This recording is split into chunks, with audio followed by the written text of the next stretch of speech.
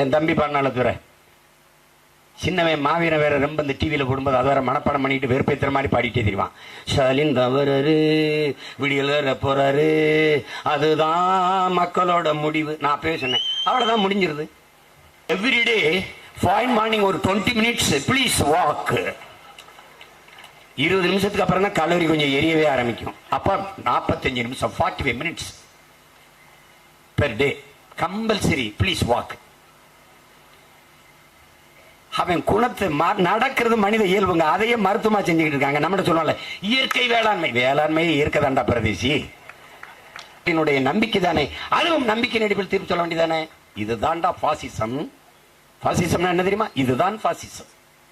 இதில் காங்கிரசின் நிலைப்பாடு, ஐயா ஸ்டாலினின் கருத்து நிலைப்பாடு, பாபர் மஸ்ஜித் தீர்ப்பில் அவர் நிலைப்பாடு. நான் மரணப்படுகையிலிருந்து உயிர் பிதுங்கி போகும்போது என் கடமையை நான் செஞ்சிட்டேன்.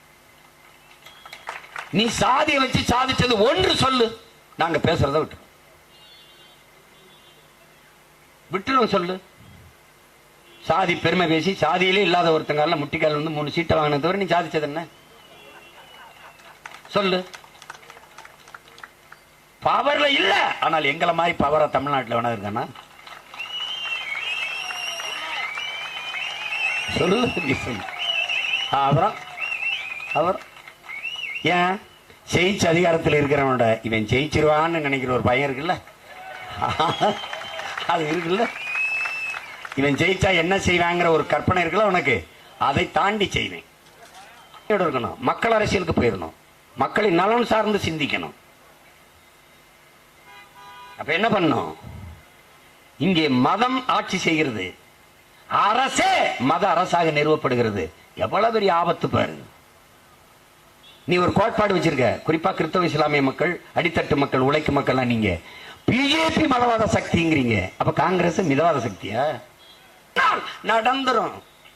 படையாச்சி கூட்டம் போட்டால் பறையன் என்று கேட்க மாட்டான், பறையர் கூட்டம் போட்டால் படையாச்சி நீ கேட்க மாட்டான். ஆனால் அடே வட மாவட்டத்தில் சீமானுங்கிற தமிழ் மகன் போடும் போது 2 பேரும் ஒரு பக்கத்து கேட்கிறான். அவ்வளவுதான்டா, இவ்வளவுதான். இந்த உணர்ச்சி கீழானது, அதை கீழே வை, அதை மேலோங்க விடாத. நீ இந்த உணர்ச்சியிலிருந்து வெளியில வா. கண்ணாடிக்கு முன்னாடி நின்று கேளு, நான் யார்? என்னைக்கு உன் சிந்தனைக்குள் இருக்கிற சாதி மத உணர்ச்சி சாகுதோ அன்னைக்கு உனக்குள்ள கேள்வி வரும், நான் யார்? ஹூ ஆமை? அப்ப என்ன தோணும்? அது சொல்லும், சாதியாவ நான் இல்லை, நான் பறையரும் இல்லை, படையாட்சியும் இல்லை, தேவரும் இல்லை, தேவேந்திரம் இல்லை, நாடாரும் இல்லை, கோணாரும் இல்லை, நான் இந்தும் இல்லை, இஸ்லாம் இல்லை, கிறிஸ்துவம் இல்லை, இது அடையாளம் இல்லை. அப்ப நான் யார்? அது சொல்லும், நீ தமிழன், நான் தமிழன், நாம் தமிழர். அப்ப என்னைக்கு உனக்கு தேசிய உணர்ச்சி வரும், சாதி மத உணர்ச்சி என்னைக்கு சாகுதோ அன்னைக்கு உனக்கு தமிழர் என்கிற தேசிய இன உணர்ச்சி வந்துடும். வந்துருச்சா அரசியல் வலிமை வந்துடும். அரசியல் வலிமை வந்துருச்சா அதிகார வலிமை வந்துடும். அதிகார வலிமை வந்துருச்சா எல்லாம் நீ நினைக்கிறது நடந்துடும்.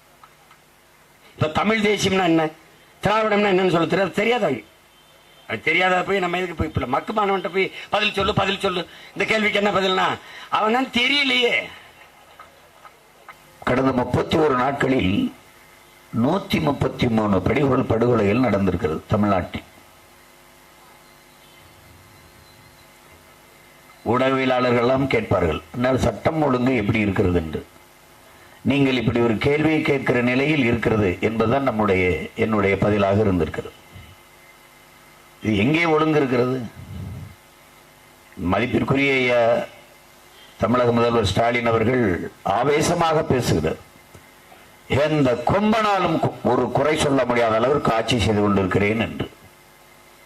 குறையை தவிர எதுவுமே சொல்ல முடியாத அளவிற்கு ஆட்சி செய்து கொண்டிருக்கிறீர்கள். அதுதான் உண்மை ஐயா. அதெல்லாம் படிக்கும்போது நல்லா படிக்கிற மாணவர்களை முன்னிறுக்கில் இருக்க வைத்துவிட்டு சரியா படிக்காத மாணவர்களுக்கு, அதாவது எல்லாருக்கும் புரியும்படியா சொன்னால் தத்தி மாணவர்கள், அவர்களுக்கு திரும்பி திரும்பி திரும்பி ஆசிரியர் சொல்லி சொல்லி கொடுத்து, பாடம் சொல்லி கொடுத்து, வீட்டு பாடம் கொடுத்து, முட்டிக்கால் போட வச்சு, மேசை மேலே ஏற வச்சு, பெரம்படி கொடுத்து, அம்மா அப்பா கூட்டிட்டு வான்னு சொல்லி எவ்வளவோ கண்டிச்சு பார்த்தோம். ஒன்று ஏர்லைன் ஒன்று தண்ணி தெளிச்சு விடுறதுன்னு இருக்குல்ல, இது என்ன பேசினாலும் ஏற போறதில்லை, போய் தொலை. அந்த மாதிரி என்ன சொன்னாலும் இது திருந்த போறதில்லை, மாற போறதில்லை, ஒன்றும் நடக்க போறதில்லை. அதனால நாம பேசி ஒரு பயனும் இல்லை. மேடையில் ஏறுறதுக்கு முன்னாடி எங்க அண்ணன் வினோத் அவர்கள் ஆதித்தமிழர் விடுதலை இயக்கத்தினுடைய பொதுச் செயலாளர் வந்து ஒரு அலைபேசியில் முரசொலியில் ஒரு தலைப்பு செய்தி, சமூக நீதிக்கு எதிராக இருப்பவர்களுக்கு தக்க பாடம் புகட்டுங்கள், சரியான பாடம் புகட்டுங்கள். எதுல? விக்கிரவாண்டி தேர்தலில். அதுக்கு தாயா இவ்வளவு பாடுபட்டுக்கிட்டு இருக்கோம்.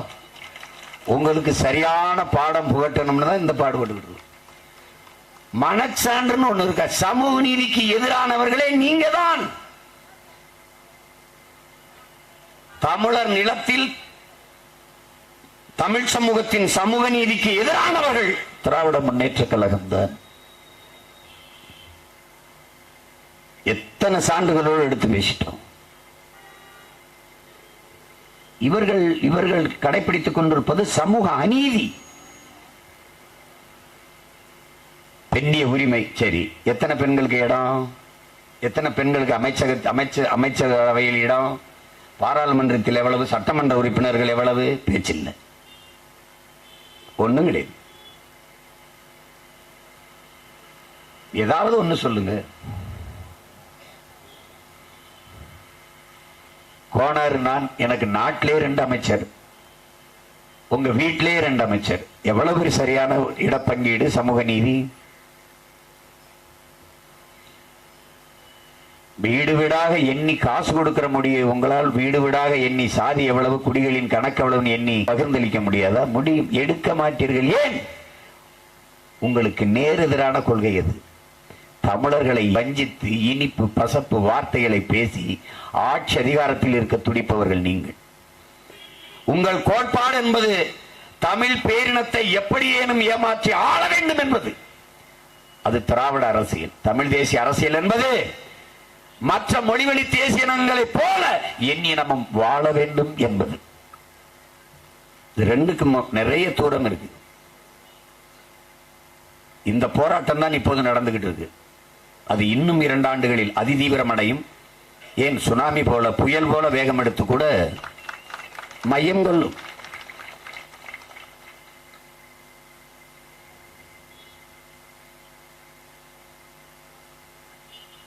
இவர்கள் ஏமாற்றுவார்கள், நம்மை எடுக்க மாட்டார்கள்.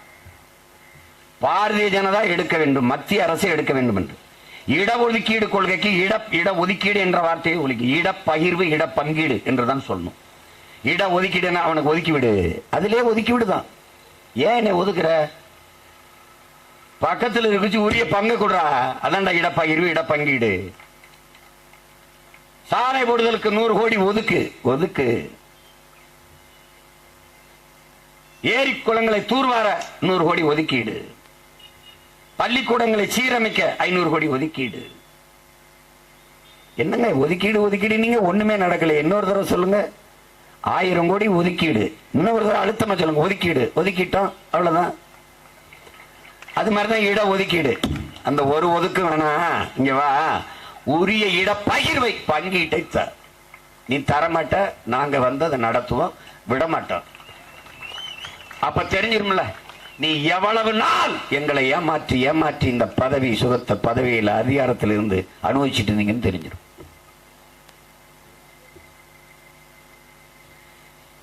செய்ய மாட்டார்கள் அவர்கள். எப்படிலாம் பேசுறாங்க பாருங்க. ஏதோ சமூக நீதி காவலர்கள் போல. சமூக நீதிக்கு எதிரானவர்களுக்கு தக்க பாடம் புகட்டுங்கள். நம்ம புகட்டணும். என்றாவது ஒரு நாள் அவர்களுக்கு புகட்டி, இந்த கள்ளச்சாராயத்தில் ஒரு பாக்கெட்டை ஊட்டி அதையும் புகட்டி தூக்கிட்டு போகும்போது நம்ம பறை அடிச்சு ஆடி வெறி கொண்டு ஆடி கொண்டு போய் புதைக்கணும்டாவீங்கல்ல. கொஞ்ச நஞ்ச கோமா நெஞ்சுக்குள்ள இருக்குன்னு நினைக்கிறேன் நீ. மூளை சின்னது, வேலை ரொம்ப. என்னை சொல்லுவான், சீக்கிரம் பேசிட்டு வச்சிருங்க, எனக்கு கொஞ்சோண்டு மூளை, நிறைய வேலை, சாப்பிடாதீங்க, என் நேரத்தை சாப்பிடுங்க. எதுக்கு நீங்க பாருங்க, என் சாப்பாடு அதை கூட நீங்க சாப்பிடுங்க, என் நேரத்தையும் மூளையும் சாப்பிடாதீங்க, கொஞ்சம் தான் விட்டுருங்க. அந்த மாதிரி அவ்வளவு வேலை. என்னுடைய அன்பு தம்பி சிவன் செல்லமுத்தவர்கள் ஏற்கனவே என் தம்பி அற்புதராஜ் எப்படி மிரட்டித்தான் அவனை வேலை செய்ய விட்டு கடைசி அவர் 2 வருஷம் அவன் எந்த திருச்சபையிலும் போய் ஜெபம் பண்ண முடியாது, பிரேயர் நடத்த முடியாது. அவனை ஒதுக்கி வச்சிருந்தாங்க. திருப்பி இப்ப சேர்ந்து அவனை அமைதிப்படுத்திட்டாங்க. இப்ப அடுத்த குறி என் தம்பி சிவன் செல்லமுத்துக்கு வந்திருக்கு. நான் என் தம்பிக்கு ஒன்று சொல்லுவேன். ஒரு நாட்டில் அந்த நாட்டில் வாழுகிற மக்களுக்கு நல்ல அரசியலை கற்பிப்பதை விட ஆகச் சிறந்த கல்வியோ ஆக புனிதமான இறைப்பணியோ ஒன்றும் இருக்க முடியாது. நீங்கள் மரக்கன்றுகளை நடுகிறீர்கள், சேவை. நீங்கள் வயது முதிர்ந்தவர்களை, பெற்றோர்களால் கைவிடப்பட்டவர்களை பாதுகாக்கிறீர்கள், பராமரிக்கிறீர்கள், சேவை. பெற்றோர்களால் கைவிடப்பட்ட குழந்தைகள், அனாதை குழந்தைகள், ஆதரவற்ற குழந்தைகளை பார்த்துக் கொள்கிறீர்கள், பராமரிக்கிறீர்கள், உணவு உடையளிக்கிறீர்கள், சேவை, பாராட்டுகள். படிக்க முடியாத சிறுவர்கள், சிறுமிகள், ஏழை மாணவர்களுக்கு உதவி செய்து படிக்க வைக்கிறீர்கள், பெரிய சேவைதான். ஆனால் இது எல்லாவற்றையும் விட பெரிய சேவை ஒன்று இருக்கிறது என் உடன் பிறந்தார்களே. நல்ல அரசியலை உருவாக்குவதும் நல்ல அரசை அமையச் செய்வதும். இந்த நல்ல அரசியலை உருவாக்கி நல்ல அரசை அமைய செய்து விட்டால் இந்த சேவைகள் அவசியமில்லை. அந்த அரசே அந்த சேவையை செய்யும். நாங்கள் செய்வோம். நீங்கள் பார்க்கத்தான் போகிறீர்கள். பெற்றோர்களை பராமரிக்காது முதியோர் இல்லத்தில் சேர்த்து விட்டால் அவர்களுக்கு மின்சாரம், நீர் இணைப்பு துண்டிக்கப்படும்.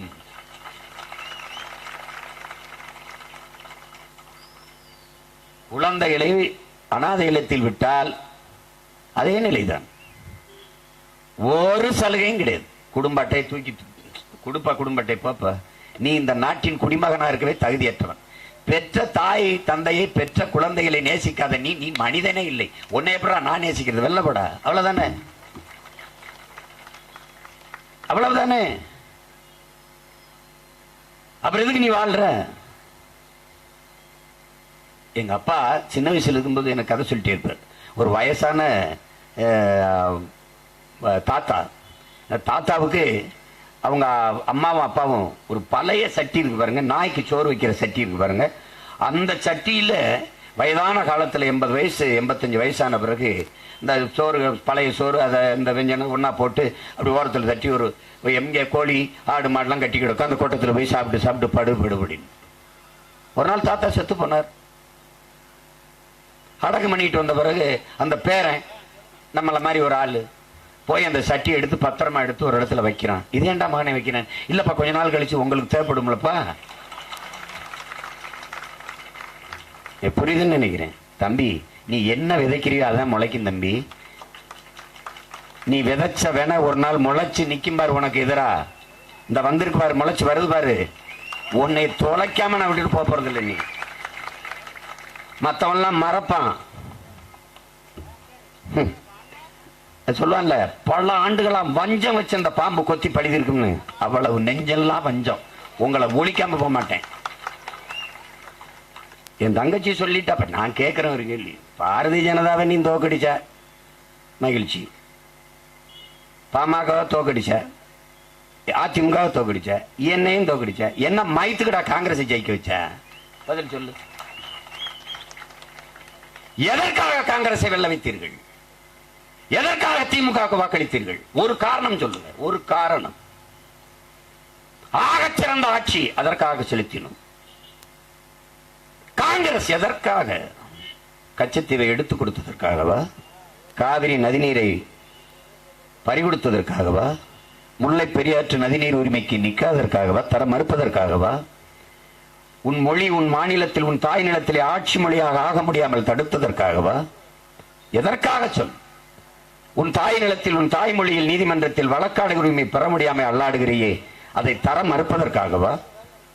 கண்ட கண்ட நச்சு ஆலைகள், மீத்தேன், ஈத்தேன், ஸ்டெர்லைட், அணு உலை, இந்த நச்சு ஆலைகள் எல்லாம் உன் தாய் நிலத்தில் நிறுவி உன் நிலத்தை, நீரை, காற்றை எல்லாவற்றையும் நாசமாக்கியதற்காகவா? எதற்காக வாக்கு செலுத்தினாய்?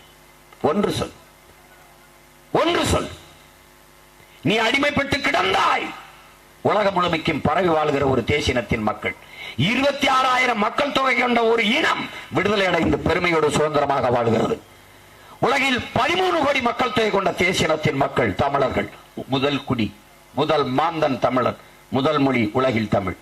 இது என் தாத்தன் தேவனைய பாவாணர் சொன்னால், என் தாத்தன் மொழி பற்றி இனப்பற்றுல போய் சொல்றான். சரி, சீமான் சொல்றான், போய் சொல்றான். அமெரிக்காவின் மொழியில் ஆய்வறிஞர் அலெக்ஸ் குரியர் சொல்றான், உலகில் முதலாக தோன்றிய மனிதன் தமிழ், முதலாக தமிழன், அவன் பேசிய முதல் மொழி தமிழ் என்று. இருக்காரு உயிரோட போனா போய் கேட்டுவார். உனக்கு எதையும் உள்ளவன் சொன்னா கேட்க மாட்டேன், அடுத்தவன் சொல்லணும். எங்க அப்பா நம்மாழ்வார் ஆரோவில் பர்னாட்டி கிளார்க்னு ஒருத்தர், அவர் இயற்கை வேளாண் அறிஞர் தான். மாசானுகோ புக்காக்கோ இல்ல, இந்த மாசானுகோ புக்காக்கோ அப்படின்னு அவன் சொல்லியிருக்கான், ஜப்பான்காரனா அவன் சரியாத்தான் சொல்லியிருப்பான். பர்னாட்டி கிளார்க் வெள்ளக்காரன். எங்க அப்பா போய் அந்த வகுப்புல போய் பார்த்தா அவருக்கு தெரிஞ்சதுதான் அவன் சொல்றான், திருப்பி சொல்றாரு. அதை திருப்பி நமக்கு சொல்லும்போது இந்த பெர்னாட்டி கிளார்க் சொன்னா மாசானுக்கு புக்காக்க சொன்னான்னு அவர் சொல்றாரு, மகனை இப்படியே சொல்லிட்டு இருந்தோம்னா எல்லாத்துக்குமே நம்ம கருத்தையுமே வெள்ளக்காரன் சொன்னான்னு சொன்னா தான்டா அவன் கேட்பான். அதனால இதை நான் சொல்றேன், இதை நான் சொல்றேன் அப்படின்னு சொல்லணும். உனக்கு எது ஒன்றையுமே பிறர் சொன்னால்தான் அது பெருமையா தெரியுது, சரியா தெரியுது. உலகத்துல எதுல நீ குறைஞ்சிட்ட? உன்னையை தாண்டி நீ கொடுத்த அறிவுதான். மாசானோ புக்காக்க ஒற்றை வைக்கோல் புரட்சி, அப்பா அப்படி 2000 ஆண்டுகளுக்கு முன்பு எங்கள் நிலத்திற்கு, எங்கள் நாட்டிற்கு வேளாண்மை எப்படி செய்வதென்று கற்றுக் கொடுக்க தமிழர்கள் வந்தார்கள். அவர்கள் மொழியில் இருந்த கலை சொற்கள், வேர்ச்சொற்களை எடுத்து எங்கள் மொழியை செழுமைப்படுத்திக் கொண்டோம். யாரு? சுசுமோகோனங்கிற ஜப்பான் மொழியியல் அறிஞர் சொல்றான். அப்ப மாசானோ புக்காக்க ஒரு பரம்பரைக்கே வேளாண்மை எப்படி செய்யுதுன்னு கத்து கொடுத்தவன் தமிழ. அதனால போட்டு குழப்பிக்க கூடாது. என் தம்பி சிவன் செல்லமத்துக்கு சொல்லுவேன், ஓ அண்ணன் இல்ல அங்கேயே கழட்டி போட்டு வா, அண்ணன் மாதிரி ஜீன்ஸ் வந்து டி ஷர்ட்டை போட்டீங்க வா, தினம் பிரசங்கம் பண்ணு, பிரசரம் வேணாம், பரப்புரை செய், வகுப்பிடு, நல்ல அரசியலை போதி, இறைமகன் இயேசு உன்னை ரொம்ப ரிச்சிப்பார், ரொம்ப ஆசீர்வதிப்பார், ரொம்ப மகிழ்வார். அதே மாதிரி எங்க ஐயா சாமி ஏசாசுவராரு பாருங்க, தம்பி ஒரு அமைப்புக்குள்ள இருக்கிறதுனால சில ஐயா சொல்றாரு பாரு, நான் சுதந்திரமா இருக்கேன், நானே முடிவு எடுக்கிறேன், நான் சீமான ஆதரிப்பேன். இப்ப தெரியுதா நான் ஏன் தனிச்சு நிக்கிறேன்ட்டு. அவரும் நின்னா அவர் கோச்சு பாரோ, அடுத்த தடவை சீட்டு கொடுப்பாரோ, அடுத்த தடவை நம்மளை விட்டுட்டு போயிடுவாரோ. போட கபடி விளையாடும் போது எங்க அண்ணன் வீட்டுல சாப்பிட்டேன், பாண்டி வீட்டுல. இவங்க சொல்ற சமூக அமைப்பு படி அவர் தாழ்ந்தவர், அவரை விட தாழ்ந்தவன் நான் தான். ஆனா அந்த ஊர்ல அவர் தாழ்ந்தவர். சாப்பிட்டேன்னு ஊர் பஞ்சாயத்து. நான் படிக்கும் போது கல்லூரி 1ஆம் ஆண்டு ஊருக்கு போய் கபடி விளையாட்டு நேரம் ஆயிடுச்சு. அங்கே சாப்பிட்டு அண்ணன் வீட்டுல படுத்துட்டேன். அதை எங்க ஊருக்காரங்கெல்லாம் பார்த்து அந்த வீட்டுல போய் சாப்பிட்டு மயம் படுக்கிறான், என்ன பஞ்சாயத்து. எங்க அப்பா ஏதோ மாடு பிடிச்சிட்டு வந்து தண்ணியை கட்டிட்டு வந்தார். என்னங்க அப்படின்னு. இல்ல அதாவது உன் மயம் அப்படின்னு. என்ன அதுக்கு? ஊரை நான் அந்த ஊரை ஒதுக்கி வைக்கிறேன் போடான்னு போயிட்டு. அதுதான் நீ என்னடா என்னைய ஒதுக்கி வைக்கிறது, நான் ஊரை ஒதுக்கி வைக்கிறேன் போன்ட்டு. அதுக்கு மன்னிப்பு கேட்கணும். கடைசியா ஊர்ல பெரியவங்களை வந்து மன்னிச்சுக்க பாயே அப்படின்னா, அவன்கிட்ட பேசாத இன்ன பேச்சுலாம் பேசுவான். அவங்க அப்பாட்ட சொல்லி பாருங்க, அவர் ஊரை விட்டு ஒதுக்குறீங்களா, நான் ஊரை ஒதுக்கி வைக்கிறேன் போயிட்டேன்னு. நான் எதுக்கடா வரப்போறேன், உனக்கு தண்ணிக்கு வரப்போறேன்னா, உழவுக்கு வரப்போறேன்னா, சாப்பாட்டுக்கு வரப்போறேன், எனக்கு நல்லா இருக்கு உழுகுறேன் போயிட்டு இருக்கேன். நான் யாருக்கு பயப்படணும்? நான் முடிவு பண்ணுவேன். 234 சீட் இந்த தொகுதி என் தங்கச்சி, அந்த தொகுதி ஜெனிஃபர், அந்த தொகுதி காளியம்மா, இந்த தொகுதி இந்த தொகுதி நான் முடிவு பண்ணுவேன். 20 பெண்கள் 20 ஆண்கள் முடிவு. அப்படி ஒண்ணு முடிவு எடுக்கலைன்னா நீ உன்னுடைய தனித்துவத்தை இழந்துருவ. அது மாதிரி ஒரு கேடுகட்ட நிலைமை ஒண்ணும் இல்லை. அவர் கோச்சு பாரு. அவன் அறிஞர் பெர்னார்ட் ஷாவோ ஆல்பர்ட் ஐன்ஸ்டீனாக இருந்தாலும் பார்க்கலாம். சரி ஏதோ பெரிய பெரிய ஆளுகடா, வின்சன் வில்லியம் வேர்ட்ஸ் ஏதாவது சொல்லலாம்ல, வின்சன் சர்ச்சில் அப்படின்னான்னு பார்க்கலாம். இது வெறும் எச்சில். இதுக்கு போயிட்டு எதுக்கு நீ பயந்துக்கிட்டு தெரியல? அதுக்கு ஒன்றும் தெரியாது. 10 சீட்டுங்க காங்கிரஸுக்கு. விடுதலை சிறுத்தைகளை விட பெரிய கட்சியாங்க காங்கிரஸ்? சொல்லுங்க. ஒரு 10 வேணா எங்க அண்ணனுக்கு ஒரு 5 சீட்டு கொடுத்துருக்கலாம்ல, ஒரு பொது தொகுதியான கேட்ட அதே கொடுத்துருக்கலாம்ல. ஆனால் விடுதலை சிறுத்தைகளின் ஓட்டு, ஆதி தமிழ் குடிகளின் ஓட்டு இல்லாம நீங்க 30க்கு 40 வென்றீங்க. காங்கிரஸ் 10 இடத்துல. இன்னொரு தாய் நிலத்தில் உன் இன விடுதலைக்கு போராடிய ஒரு உன் இன மக்களை கொன்று குவித்த கட்சி காங்கிரஸ். இது யாரும் மறுக்க முடியாது. சிங்களனுக்கு தமிழர்களை, தமிழ் மறவர்களை, விடுதலை புலி வீரர்களை கனவில் கூட போரிட்டு வெல்ல முடியும் என்கிற நம்பிக்கை வராது, எனக்கு தெரியும். கனவுலே வராது. அவனுக்கு ஆயுதம் கொடுத்து பணம் கொடுத்து 80,000 கோடி வட்டியில்லாத கடனை எண்ணி கொடுத்த காங்கிரஸ் கட்சி ஆயுதம், பயிற்சி, போர்க்கப்பல், ராணுவ வீரர்கள் எல்லாரையும் அனுப்பி சண்டை போட வச்சு நம்மளை வீழ்த்தி, நம்ம அக்கா தங்கச்சியை வன்புணர்வு செய்து, கொலை செய்து, பச்சிலம் குழந்தைகளை குடல் செதி, தலை செதிரி, கால் செதிரி சாக வச்சு கொன்னு, ஒரு இனம் உலகத்தில் தன் இனத்தை கொன்றவனுக்கு வெல்ல வைப்பான யாரால் சொல்றான்? உலகத்தில் எவனையால் சொல்லு. அறப்பைச்சுக்கிற கூட செய்ய மாட்டான். மூளைங்கிற உறுப்பு உணர்ச்சி சுத்தமானதும் கூட செய்ய மாட்டான். இப்படி கன்னடனுக்கு, தெலுங்கனுக்கு, மலையாளிக்கு, பீகாரிக்கு, குஜராத்திக்கு நடந்திருந்தா விடுவானா? விடுவானா? மானத்திற்காக உயிரிட்டாய். அந்த மானத்தை காக்கத்தான் போராடி உயிரை விட்டார்கள் 50,000 மாவீரர்கள். நிலத்திலே போரிலே பலியானார்கள் 5 லட்சத்திற்கு மேற்பட்ட இன சொந்தங்கள். யாருக்காக? நாம் சுதந்திரமாக வாழ வேண்டும் என்பதற்காகத்தான், நாம் பெருமையோடு வாழ வேண்டும் என்பதற்காகத்தான். நீ வேணா பார், அங்கீகரிக்கப்படாத நாடுகளின் விளையாட்டு போட்டியிலே தமிழீழம் கால்பந்திலே முதலிடத்தை வென்று வருகிறது. வென்று வருகிற போது தமிழீழ தேசிய கொடி மேலே ஏறுகிறது. உன் தாய்மொழி தமிழிலே ஏறுது கொடி ஏறுது என்று உன் தாய்மொழி தமிழிலே உலக அரங்கிலே தமிழனின் தேசிய கீதம் பாடப்படுது. இதற்காகவாது இவங்களை கொல்லணுமா இல்லையாடா? தோகடிக்கணுமா இல்லையாடா? எதுக்கு காங்கிரஸ் ஓட்டு போட்ட நீ சொல்லு. நான் உன்கிட்ட கேட்கல, ஓட்டு கேட்கல, முடிவு பண்ணிக்கிறேன் போட மாட்டான் அப்படின்னு. இந்த கிறிஸ்தவர்கள், இஸ்லாமிய பெருமக்கள், என்ன சொந்தங்கள், என் தம்பி சிவன் செல்லமுத்து, எங்க ஐயா சாமியார் சார் சொல்ற மாதிரி அதுல ஒரு தப்பு இருக்குங்க. ஒரு என்ன புரிதல் இருக்குன்னா, பாவங்கள் மன்னிக்கப்படுதுங்கிற இறைவாக்கியம் இருக்கு பாருங்களேன், அதை அப்படியே ஏற்றுக்கிட்டதுனால இந்த பாவிகள் செய்யற பாவங்களை எல்லாம் மன்னிச்சு போட்டுறாங்க. இதாங்க பிரச்சனை. உண்மைதானங்க? அது ஆமா, ஆயரே சொல்லிட்டார், அது பேராயரே சொல்லிட்டார், மறுப்பு கிடையாது. பிரச்சனை இங்கதாங்க இருக்கு. பாவங்கள், அதனாலதான் இந்த பாவி ஐயா சொல்றாரு பாருங்க, அவன் இந்த பாவியா இருந்தாலும் அந்த காவியை எதிர்க்க இந்த பாவி விட்டால் வேற வழி இல்ல. அவனை விடு, தூய ஆவிகள் நாங்க இருக்கோம், எங்களை வச்சு எதிர்த்துரு. பாப்பா சும்மா ஒண்ணுதான் சொல்லுவேன் அன்பு சொந்தங்கள்கிட்ட, என் அருமை தம்பிதங்கள்கிட்ட. என் தங்கச்சி அபிநயா சொன்ன மாதிரி, நான் வாக்குக்காக நிக்கிறது ஓட்ட பெருக்கணும்னா நான் சொல்லியிருப்பேன். நான் வந்தா ஒவ்வொரு வீட்டுக்கும் 2 ஃபுல் வாரத்துக்கு என்னடா 2 கிலோ ஆட்டுக்கறி, 2 நாட்டுக்கோழி, வேற என்ன வேணும்? அது நம்ம தான் சாப்பிடணும், அவங்க எல்லாரும் சாப்பிட மாட்டேன், அவை சாப்பிட. அதுக்கு கோச்சிக்கிறாங்க. மாட்டுக்கறி சாப்பிட சொல்றீங்களே, இஸ்லாமியர்களை பன்னிக்கறி சாப்பிட சொல்றேன். நீ மாட்டுக்கறி சாப்பிடலடா, அது மாதிரி அவன் பன்னிக்கறி சாப்பிடல. ஆனா நான் 2 கறியும் சாப்பிடுவேன். என் பக்கத்துல இருந்து உனக்கு எச்சி உற மாதிரி வச்சு சாப்பிடுவேன். இந்த கையில மாட்டுக்கறி, இந்த கையில பன்னிக்கறி, வாடா சாப்பிடுறேன். அவனுக்கு அது பிடிக்கல, உனக்கு இது பிடிக்கல, விடு. அவரை சாப்பிட சொல்லுவியா? அவரை சொல்ல, என்னையே சொல்ல ஒரு தடவை, நீ சாப்பிடியான்னு கேளு, எல்லாம் சாப்பிடுவேன். வைத்தியக்கார உணவு, உடை, உரை, வாழ்விடம், உணவு, உடை, இந்த வழிபாடு எந்த சாமி வாழ்விடம் தீர்மானிக்கும்டா. எனக்கு குலதெய்வம் வந்து காளி. என்னை போய் ஐயனார் அணியான் கும்பிடுனா, அவனையும் பார்த்தா பாட்டம் தான் நான் கும்பிடுவேன். ஆனா என் குலதெய்வம்னு இருக்கு, என் குலம் முன்னோர், நான் அதான் கும்பிடுவேன். நீ ஐயனாரை கும்பிடணும், கற்பனை சாமியை கும்பிடு, கற்பனை சாமியை கும்பிடணும், இந்த இடம் சுடலமான கும்பிடு. இந்த வேலையெல்லாம் உனக்கு வேலை இல்லை. திரும்பி பேசக்கூடாது. என்னை வந்து உங்க ஐயா அப்துல் கலாம் இந்திய குடியரசுத் தலைவராக இருந்து என்ன பண்ணிட்டார், மீனவர் சாவுக்காக வந்து அவர் பேசவே இல்லையே அப்படின்னு. நான் பேசுறேன்லடா.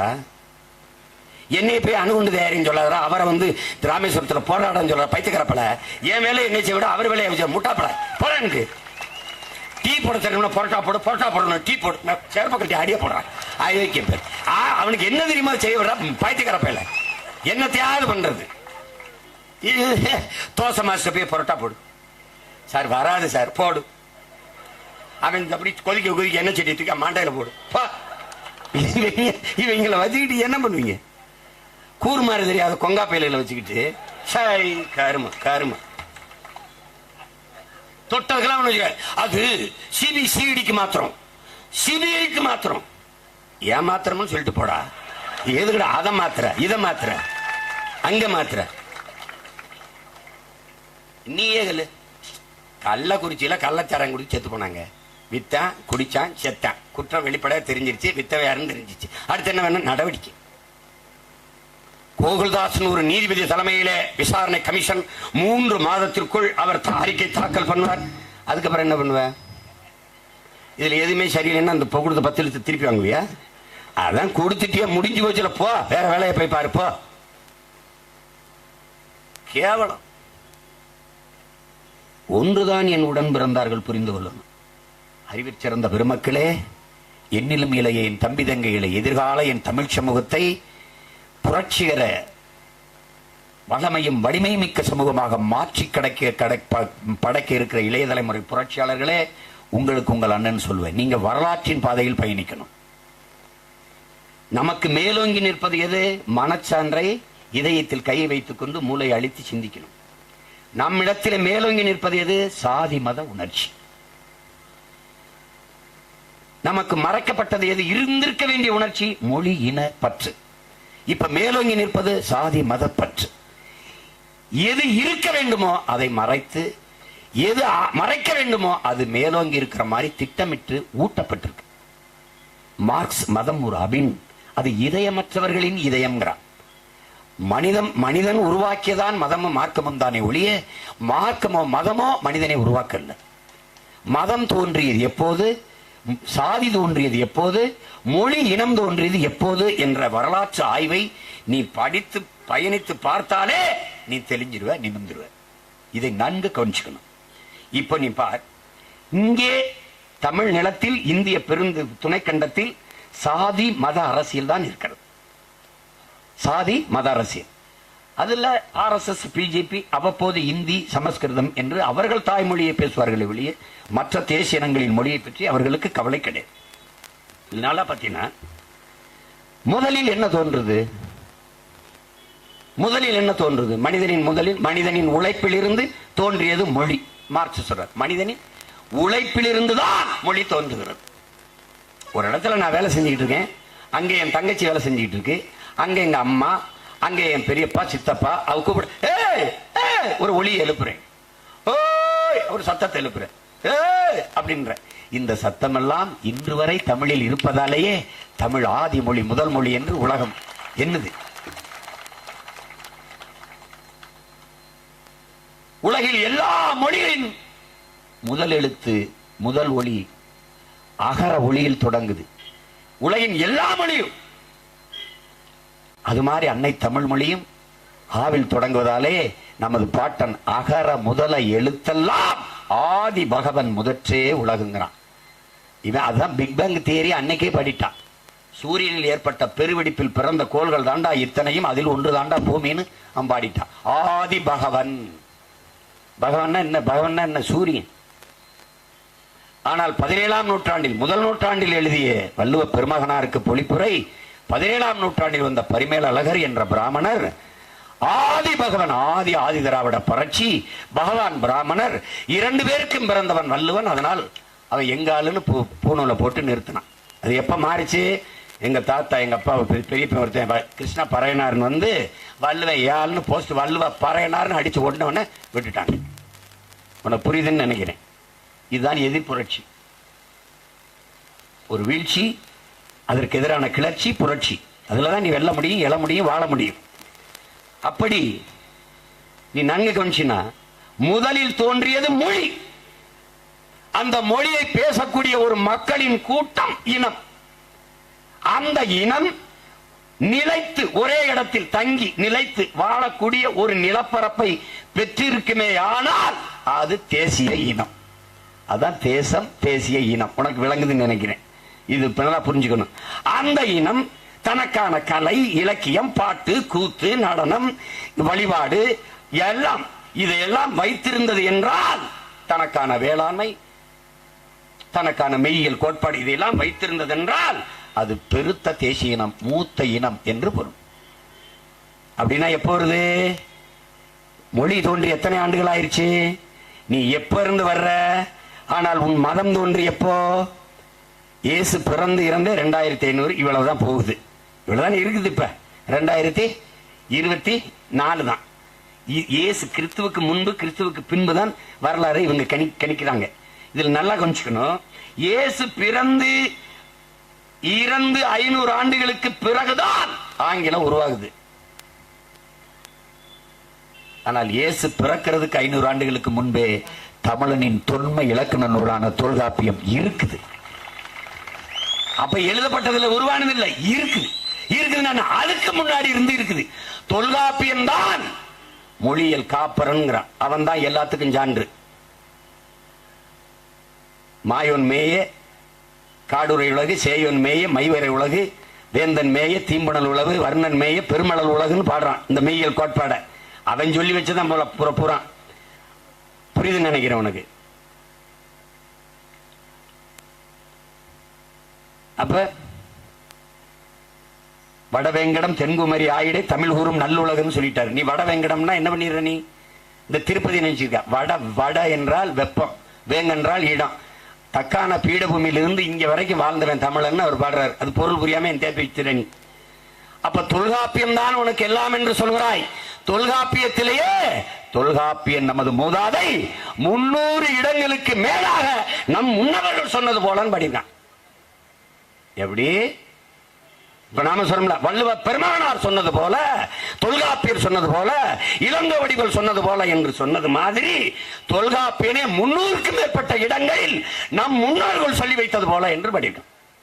அப்படின்னா அவனுக்கு முன்னாடி தாத்தன் பாட்டன் போட்டெல்லாம் இருந்திருக்கான். தெரிஞ்சுக்க ராஜா. இப்ப தெரியுமா நீ யாருன்னு?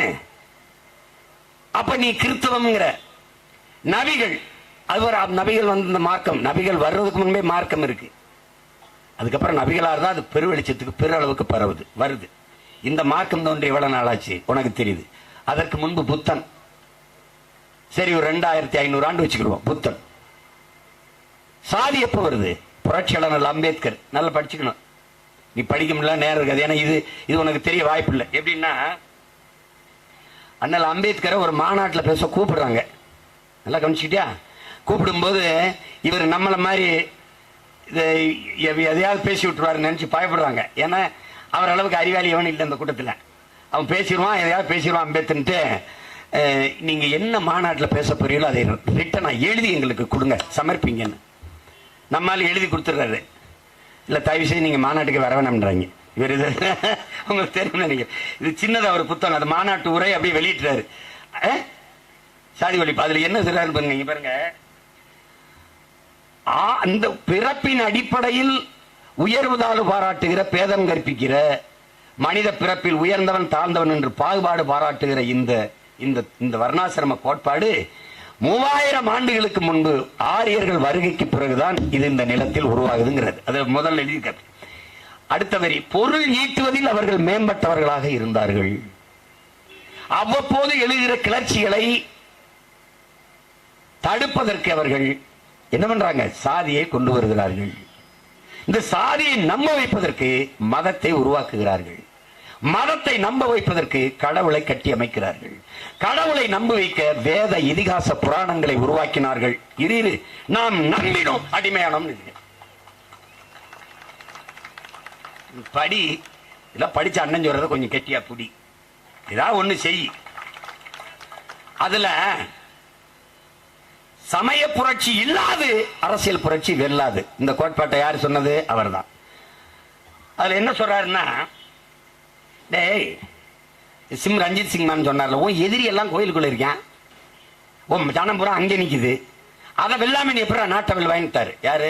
பஞ்சாப் எம்பி சிம் ரஞ்சித் சிங் தான். என்னை தனியா ஒரு அறையில வச்சு அப்ப மண்டையில ஓங்கி ஒரு அடி அடிச்ச மாதிரி இருந்துச்சு. அடுத்து படிச்சா நம்மால் யாரு? புரட்சியாளர் அம்பேத்கர். சமய புரட்சி இல்லாத அரசியல் புரட்சி வெல்லாதரா? அப்படி நான் என்ன செய்யலாம்? இங்க பாருங்க என்ன சொல்ற. இந்த அரேபியர்களுடைய அரசியல் வெற்றிக்கு காரணம் வந்து நபிகள் நாயகத்தினுடைய மத சீர்திருத்தம் தான், அந்த கோட்பாடு தான். ஐரோப்பியர்களுடைய இந்த அரசியல் வெற்றி காரணம் Malcolm X, Martin Luther king, இவங்கெல்லாம் கொண்டு வந்த அந்த மத சீர்திருத்தம் தான். பிறகு என்னன்னா, சீக்கியர்களுடைய அரசியல் வெற்றி காரணம் குருநானக்கு கொண்டு வந்த மத சீர்திருத்தம் தான். மராட்டியர்களுடைய அரசியல் வெற்றிக்காரன் மராட்டிய ஞானிகள் உருவாக்கிய மத சீர்திருத்தம் தான்.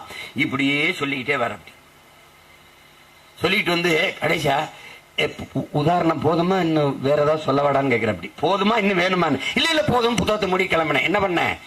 சமய புரட்சியை, பண்பாட்டு புரட்சி இல்லாது அரசியல் புரட்சி வெல்லாது. அவன் இந்து முன்னணி, நான் ஒரு சந்து முன்னணி எல்லாம் கிடையாது, நான் வீரத்தமிழர் முன்னணி போட்ட, அவ்வளவுதான்.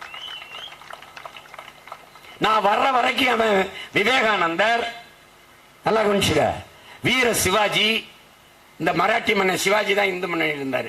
நான் வந்தோடனே தீரன் சின்னமலை, எங்க பாட்டன் பூலித்தேவன், மருது பண்டியர், அழகுமுத்துக்கோன்னு வேலுநாச்சியாரம் போட்டவன அவர் மறைஞ்சிட்டாரு. எங்கால திருப்பி எடுத்துக்கிட்டான். தப்புன்னு நான் போட்டோம். அதே பூலித்தேவன், அதே மருது பண்டியர், நான் வேல்வேல் வெற்றிவேல். ஐயருங்க வேலை தூக்கிட்டாரு. கடைசியா சந்துக்குள்ள இருந்து அவன் ஒரு வேலை, மொட்டை வேலை தூக்கிட்டு இருந்தான். அப்புறம் இந்த இணைய முரசொலியில தீட்டி தீத்த திராவிட திருவாளர்கள், பகுத்தறிவு பகலரின் குஞ்சுகள், பிஞ்சுகள், ஐயோ பாருங்கள், இளைஞர்களை தவறா வழி நிறுத்தி விட்டார். நாயே, தெருவுக்கு தெரு டாஸ்மாக் இருந்து குடிக்க வச்ச பரதேசி, நான் தவறா வழி நடத்துறேன்னா நீ சரியா வழி நடத்துற?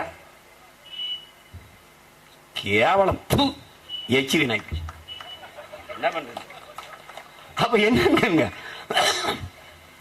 அவங்க 2 பேரும் அப்பாவும் மைனும் வேலை தூக்கிட்டு, நான் பார்த்தேன், எங்க திருந்ததுன்னு பாருங்கடா. டேய், நம்ம வீட்டுல எல்லா வேலையும் இருக்கான்னு எண்ணி பாருங்கடான்னு.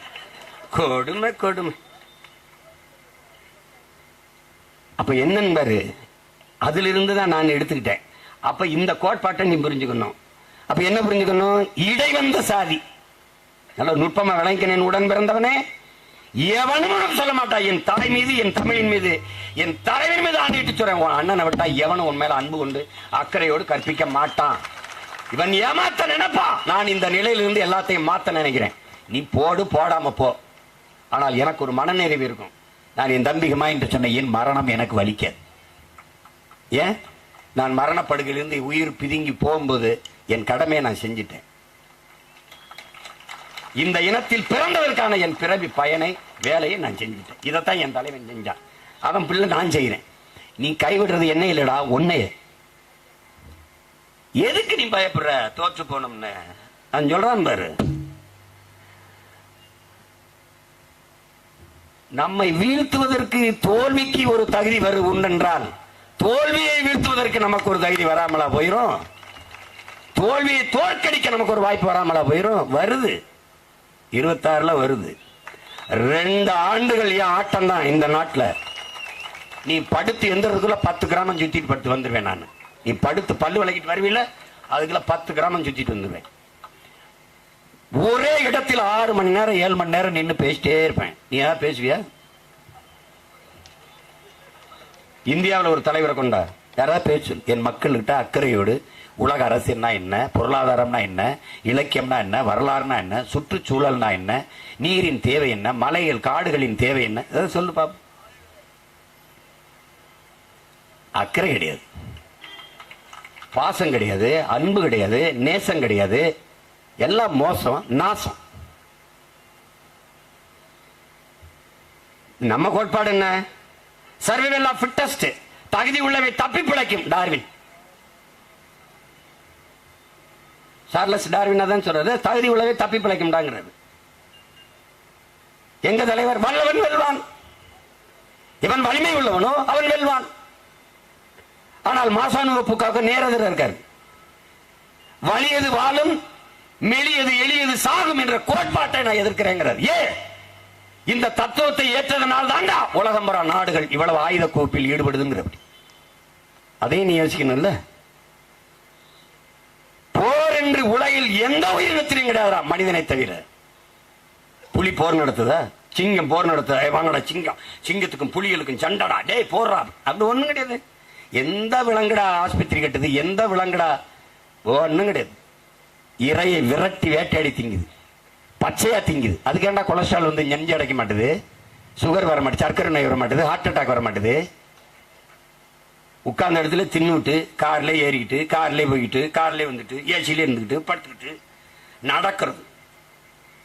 பறவையின் குணம் பறப்பது, விலங்கின் குணம் நடப்பது, ஓடுவது, ஓடி இரையிட்டுவது. மனிதனின் குணம் நடப்பது, அவன் இயல்பு. இப்ப நடக்கிறத மருத்துவ பயிற்சி. எவ்ரிடே ஃபைன் மார்னிங் ஒரு 20 minutes ப்ளீஸ் வாக். 20 நிமிஷத்துக்கு அப்புறம் தான் கலோரி கொஞ்சம் எரியவே ஆரம்பிக்கும். அப்ப 45 நிமிஷம் 45 minutes per day compulsory please walk. அவன் குணத்தை நடக்கிறது மனித இயல்புங்க. அதையே மருத்துவமா செஞ்சுக்கிட்டு இருக்காங்க. நம்மகிட்ட சொல்லுவாங்க இயற்கை வேளாண்மை. வேளாண்மை இயற்கை தாண்டா பிரதேசி. அப்ப இயற்கை வேளாண்மையின் குறிப்பிட வேண்டிய தேவை செயற்கை அவர் அயோக்கிய போயிட்டான். பாக்டம்பாஸ் 60 20 பொட்டாசியம் சல்பட்டு யூரியா இந்த கருமத்தை கொட்டி எங்களை சாகடிக்க வந்துட்டான். இப்ப இயற்கை இயற்கைன்னு போயிட்டு இருக்கு. அப்ப இதுதான் கதை. சிக்கல் எங்க இருக்குன்னு புரிஞ்சுக்கணும்.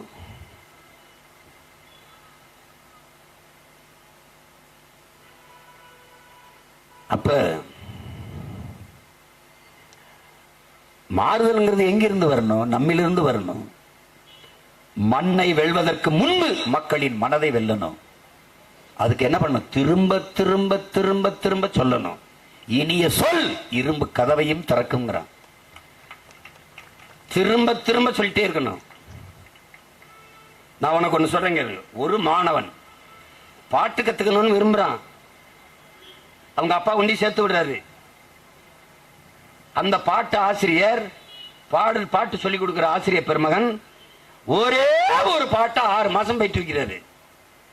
இவன் எரிச்சல் அடைகிறான். ஐயோ அதே என்ன இதையே 6 மாசமா பாப்பா. அவருக்கு எரிச்சலா தான் இருக்கு. அவர் அதை பத்தி கவலை இல்லை. இதே படி இதான் பாடம் இதான் பாடம் இதான் பாடம் இதான் பாடம் 6 மாசமா ஒரே பாட்டுங்க. இப்ப பாட்டு போட்டிங்க. இந்த சூப்பர் சிங்கரு, இந்த சரிகமாப்பா, இந்த சி தமிழ், இந்த விஜய் டிவி நடக்குமா ஒரு பாட்டு போட்டிக்கு போயிட்டாங்க. என்னென்னமா பாட்டு அவன் பாடுறான். இவன் இந்த ஒரு பாட்டை தாங்க பாடுறான். ஆனா பாட்டா பாடுறாங்க. பிரமாதமா பாடுறான். மொத்த பேர் வந்துருச்சு கைதிட்டான். ஏன்னா அவ்வளவு அழகா பயிற்சி எடுத்து 6 மாசமா ஒரே பயிற்சி தாங்க. அவனை மிஞ்சல அவன் தாங்க முதல் பரிசு. அதனாலதான் என்ன சொல்றது? திரும்ப திரும்ப சொல்லணும்.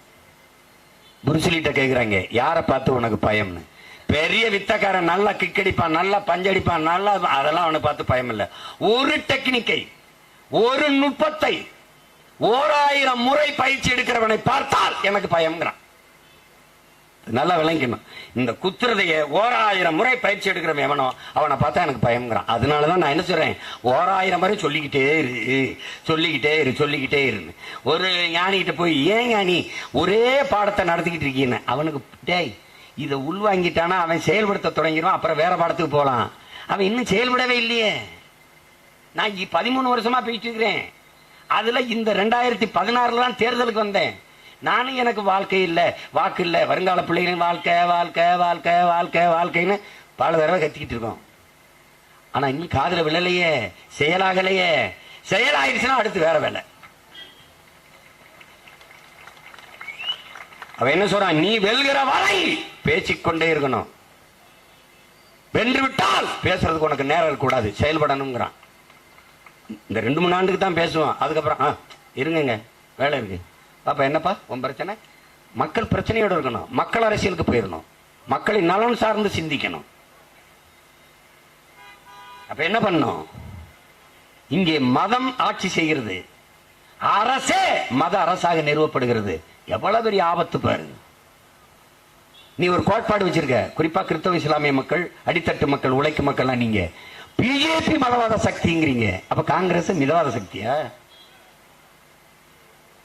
சேம் பிளட்ரா, சேம் பிளட். அவன் சவுண்ட் இந்துத்துவா, இவன் soft Hindutva. We are all Hindus, BJP. Yes, we are all Hindus, Congress. அவன் பாபர் மசூதியை இடிப்பான், காங்கிரஸ் இடிக்க அனுமதிக்கும். அவன் அடிக்கல் நாட்டுவான், கங்கராச்சுலேஷன். பாபர் மசூதிக்கு தீர்ப்பு எப்படி வந்தாலும் அப்படி ஏற்றுக்கொள்ளுங்கள், மொத்த பேரும் பேசுவான். இல்லை என்றால் ரத்த ஆறு ஓடும், பெரும் கலவர வெடிக்கும். இந்தியாவிலே ஒரே ஒரு மகன் தான் பிரபாகரன் பிள்ளை. நான் ரத்தம் சிந்திர உயிர் கூட போட்டோம். ஆனால் செத்து கூட நான் விழுகிற ரத்தம் சிந்திரேன். எனக்கு தீர்ப்பு வேண்டாம், நீதியை கொடுன்னு கேட்டவன் நான் ஒருத்தன் தான். நீ தீர்ப்பு தான் சொல்லியிருக்க. ராமர் பிறந்ததற்கோ வாழ்ந்ததற்கோ இறந்ததற்கோ அங்கே எந்த தொல்பொருள் சான்றோ வரலாற்று சான்றோ இல்லை. யார் சொன்னது? நீதிபதி. ஆனால் பிறந்தார், வாழ்ந்தார், அங்கே இறந்தார் என்று நம்பப்படுகிறது. அதனால் நம்பிக்கையின் அடிப்படையிலே தீர்ப்பு. எப்படி? எவ்வளவு பெரிய சிக்கலுக்கு ஒரு நாட்டின் உயர்ந்த நீதி நம்பிக்கையின் அடிப்படையில் தீர்ப்பு. அப்போது முத்தலாக்கு தடை சட்டம், அது எப்படி சட்டத்தின் அடிப்படையில் தீர்ப்பு? அதுவும் அந்த இனம், அந்த மக்களினுடைய நம்பிக்கை தானே, அதுவும் நம்பிக்கையின் அடிப்படையில் தீர்ப்பு சொல்ல வேண்டியதானே. இதுதான்டா பாசிசம். பாசிசம் என்ன தெரியுமா? இதுதான் பாசிசம். இதில் காங்கிரசின் நிலைப்பாடு, ஐயா ஸ்டாலினின் கருத்து நிலைப்பாடு, பாபர் மஸ்ஜித் தீர்ப்பிலே அவர் நிலைப்பாடு. என் தம்பி பண்ணாலத்துறை சின்னவன் மாவீரன் வேற ரொம்ப இந்த டிவியில போடும்போது அதை வேற மனப்பாடம் பண்ணிட்டு வெறுப்பேத்துற மாதிரி பாடிட்டே தெரியுவான். ஸ்டாலின் தவறாரு, விடியல போறாரு, அதுதான் மக்களோட முடிவு. நான் அப்பவே சொன்னேன், அவ்வளவுதான் முடிஞ்சிருது, அவ்வளவுதான் மக்களோட முடிவு. அந்த பாட்டு எவ்வளவு சரியா இருக்க மாதிரி, மக்களோட முடிவு, முடிவு அவ்வளவுதான். விடிவு அவருக்கு, அவர் வீட்டுக்கு, முடிவு நமக்கு, நம் நாட்டுக்கு. நல்லா கவனிச்சுக்க. நீ முதல்ல தெளிவட, அரசியல் என்னன்னு புரிஞ்சுக்க. உலக அரசியலை பார், உலக அரசு நாடுகளின் நிர்வாகத்தை பார், அதுக்கப்புறம் என்னை ஒரு தடவை பார். எனக்கு போடலாம்னா போடு, இல்லைன்னா அவங்களுக்கு தான் போடலாம், தாராளமா போடு, எனக்கு ஒன்றும் பிரச்சனை இல்லை. ஒரு பிரச்சனை எனக்கு ஒன்றும் இல்லை, ஒன்றும் கிடையாது. மதம் எப்படி நாட்டை ஆளலாம்? எப்படி ஆளலாம்? காந்தி சொல்றான், நான் இந்து மதம் சார்ந்தவன், என் மதத்துக்காக என் உயிரை கூட கொடுப்பேன். ஆனால் நான் அரசாட்சி செய்தால் மதத்திற்கும் அரசுக்கும் 5000 கிலோமீட்டர் தூரம் வைப்பேங்கிறார். இங்கே மதம் அரசாளக்கூடாது என் உடன் பிறந்தவனே, அதை கடந்த மனிதம்தான் புனிதம், அந்த மனிதம் தான் அரசாளணும். அதுவும் உன் உடன் பிறந்தவன் முன்வைக்கிற அரசியல் அதுவும் இல்லை. அரசியல் என்பது முழுக்க முழுக்க மக்களுக்கான சேவைதான். பெருந்தலைவர் காமராஜர் தாத்தா, அரசியல் என்பது மக்களின் மீது அதிகாரத்தை செலுத்துகிற விவகாரம் அல்ல, அது மக்களுக்கு ஆற்றப்படுகிற தொண்டு. இது எங்கள் உயிர் தலைவர் மேதகு பிரபாகரன், அவன் பேரனும் இவன் பிள்ளைகள் நாங்கள். அரசியல் என்பது அனைத்து உயிர்களுக்குமான தேவையும் அதை நிறைவு செய்யும் சேவையும் தான் எங்களின் அரசியல். என் அரசியல் எறும்புக்கு இருக்கு, உன்னை கடிக்கிற மூட்டை பூச்சி கொசுக்கு இருக்கு, புல்லு பூண்டுக்கு இருக்கு, நாய் நரிக்கு இருக்கு, பாம்பு கொக்குக்கு இருக்கு, எல்லாத்துக்கும் இருக்கு. உலகில் எல்லா உயிரினமும் இருந்தால்தான் மானுடன் வாழ முடியும். இது உயிர் சங்கிலி, உயிர் தொடர்பு, உயிர் சுழற்சி. இதாண்டா சூழியல், இதாண்டா உயிரியல், இதை அறிவதாண்டா அறிவியல், இதை உணர்த்துவதாண்டா அரசியல். இதாண்டா கத்துக்கு நீ. இதெல்லாம் ஒண்ணுமே தெரியாம எனக்கு ஓட்ட போட்டு வெள்ள விட்டின்னு வச்சுக்க, நான் ஒரு வேலை செஞ்சுக்கிட்டு இருப்பேன். 10 ஆண்டு பசுமை திட்டம், பல கோடி பண திட்டம், ஏரிகள் தூர்வாரி எல்லாம் அரசு பண்ணி மக்கள் இயக்கமா மாத்துவேன். மாத்திக்கிட்டு எல்லாம் இந்த 100 நாள் வேலையெல்லாம் உட்கார்ந்து பல்லாங்குழலாம் ஆடிக்கிட்டு இருக்க முடியாது. மரக்கன்று நடணும், தண்ணி ஊற்றி வளர்க்கணும். 10 மரக்கன்று நட்டா பிராக்டிக்கலா 10 மார்க் போடுவேன். 100 கட்டா தமிழ் தேசிய குடிமகன் விருது கொடுத்து, இவன் கொடுத்தால 10 லட்சம் 15 லட்சம் கொடுப்பேன். இந்தாடா, நீ உன் வீட்டுல மரத்தை வளர்த்திருக்கியா ராஜா? என் மரம் நான் வெட்டுவேன், கையெல்லாம் வெட்டி உழுதுக்கு போட்டுருவேன். சீனாவில் நான் சொன்ன உடனே சிரிச்சான். நான் வரைவில் கொடுத்தேன், சீனாவில் சட்டம் நான் எப்படி தெரியுமா? மரத்தின் கிளையை வெட்டினால் மனிதனின் கையை வெட்டுவது போல கொடுங்குற்றம் எழுதிக்கு போட்டுருவேன். நான் சொன்னேன், நீ என்ன இப்படிலாம் பேசுற? செஞ்சிருவேனா? ஓ மரமானாலும் பக்கத்து வீட்டுக்கு வந்துருச்சு தொந்தரவு பண்ணிருச்சுன்னு வெட்டினா கொண்டே வருவேன் நீ. அப்ப மரம் வெட்டணும், நான் வீடு கட்டணும், கட்டு, அங்க போ மாவட்ட ஆட்சியர்கிட்ட போ, அங்க போய் என்ன சொல்ற? சரி மரம் வெட்ட, ஐயா வெட்டணும், எத்தனை மரம்? எனக்கு 5 மரம் தேவை, எழுதி கொடு. அப்ப ஒரு அரசு ஒரு இது வரும் உத்தரவு, அப்ப நீ வெட்டணுமா? வெட்டு. 100 மரம் நட்டு 1 மரம் வெட்டு. 100 மரம் நட்டிட்டு வந்து காட்டு. 10 மரமா 1000 மரம் மரக்கண்டுகள் நட்டு காட்டு. அப்புறம் கையெழுத்து போட்டு கொடுப்பாரு, வெட்டிக்க. எப்படி? இதாண்டா தன்னலமற்ற அன்பான சர்வாதிகாரம். ஈழத்துல ஒரு மகன், ஒரு விடுதலை புலி மறவன் ஒரு தேக்கு மரத்தை வெட்டிட்டாங்க, ஒரு தேக்கு மரத்தை வெட்டிட்டான். என்ன செஞ்சிருப்பாரு நினைக்கிற தலைவர்? ஒரு 100 மரத்தை நட்டு விடுப்பா, ஒரு 1000 நட்டு விடுப்பா. இல்ல, 1 லட்சம் தேக்கு மரங்களை நட்டு வளர்க்கணும்னு உத்தரவு போட்டுவிட்டேன். நான் போய் நிக்கிற காலத்துல ஒரு குடத்துல தண்ணி வச்சுக்கிட்டு நட்டுக்கிட்டே தெரிஞ்சான். அவர் கதையை தம்பி மற்ற தம்பிகள் சொன்னாங்க. அவன் வந்து என்னோட கஸ்டமர் இல்லைண்ணே, நாட்டுக்காக தான் நடுறேன், நான் செஞ்சது தப்பு தானே, தலைவரோட உத்தரவு நான் நடுறேன். அப்ப எவ்வளோட நட்டுருக்க? 50,000 மரம் நட்டுட்டேனே, இன்னும் 50,000 தானே நான் நட்டுருவேன். எனக்கு அது இல்லைன்னா சரி செய்ய முடியாது தம்பி, ஒழுங்குபடுத்த முடியாது, ஒழுங்கு செய்ய முடியாது. வளர்கிற ஒரு நாட்டை ஒழுக்கமும் நேர்மையும் உண்மையும் இருந்த நாடாக வளர்த்து வார்த்தை எடுக்க முடியாது. ஊழல் பெறக்கூடாது, லஞ்சம் பெறக்கூடாது, கூடாதுதான். ஆட்சியாளர் உமர்கிட்ட போயிட்டு உமர் சொல்றாங்க, ஒருத்தன் திருடினான் என்றால் அவன் கையை வெற்றா. எப்படி பேசுறாரு பார்க்க கோபமா இருக்குல்ல, படிக்கும்போது எரிச்சலா இருக்குல்ல. அடுத்த வார்த்தை கவனி, அவனே பசிக்காக திருடி இருந்தான் என்றால் ஆட்சியாளன் கையை வெட்டுறாங்கிறார். இப்ப எத்தனை தடவை இருக்கு வெட்டுறது? கட்சியில் இருக்க எல்லா பேரும் மொட்டை கையோட தான் தெரிவாங்க. தனி ஒரு மனிதனுக்கு உணவில்லை என்றால் ஜகத்தினை அழித்திடுங்கிறான் பாட்டன் பாரதி. இங்க 28 கோடி மக்கள் இரவு உணவு இல்லாம தூங்குறது. எத்தனை பேரடா கொள்றது? நம்ம மதம் கடந்த மனிதம், அதுதான் புனிதம். அங்க நீ வரணும். நல்லா கொஞ்சம் மதம் ஒரு அபின், அது இரக்கமற்றவர்களின் இதயம். ஐயா பெரியார் அவர்கள் கள்ளு சாராயம் குடித்தால் கூட அந்த போதை படுத்து எழுந்தால் தெளிந்து விடும். ஆனால் மதம் சாதி போதை ஏறினால் செத்து சுடுகாடு பாடையில போனாலும் போகாதுங்க. ஏன்? தேவருக்கு ஒரு சுடுகாடு, தேவேந்தருக்கு ஒரு சுடுகாடு, நாடாருக்கு ஒரு சுடுகாடு, கோணாருக்கு ஒரு சுடுகாடு, படையாச்சிக்கு ஒரு சுடுகாடு, பறையருக்கு ஒரு சுடுகாடு, கவுண்டருக்கு ஒரு சுடுகாடு. சேர்த்து சுடுகாடு போனாலும் போன ஜாதியோட தாண்டா போகுது. கொடுமைடா, கொடுமை. இஸ்லாமுக்கு ஒரு புதைப்பிடம், கிறிஸ்தவருக்கு ஒரு அடக்கம் செய்யும் இடம், இந்துக்களுக்கு ஒரு அடக்கம் செய்யும் இடம். பார், இந்த சமூகத்தை எப்படி ஓர்மை செய்வது? அதனை யோசி. தமிழர் ஒன்றானால் அவர் வாழ்வு பொன்னாகும், இல்லையேல் மண்ணாகும். That's all your honour.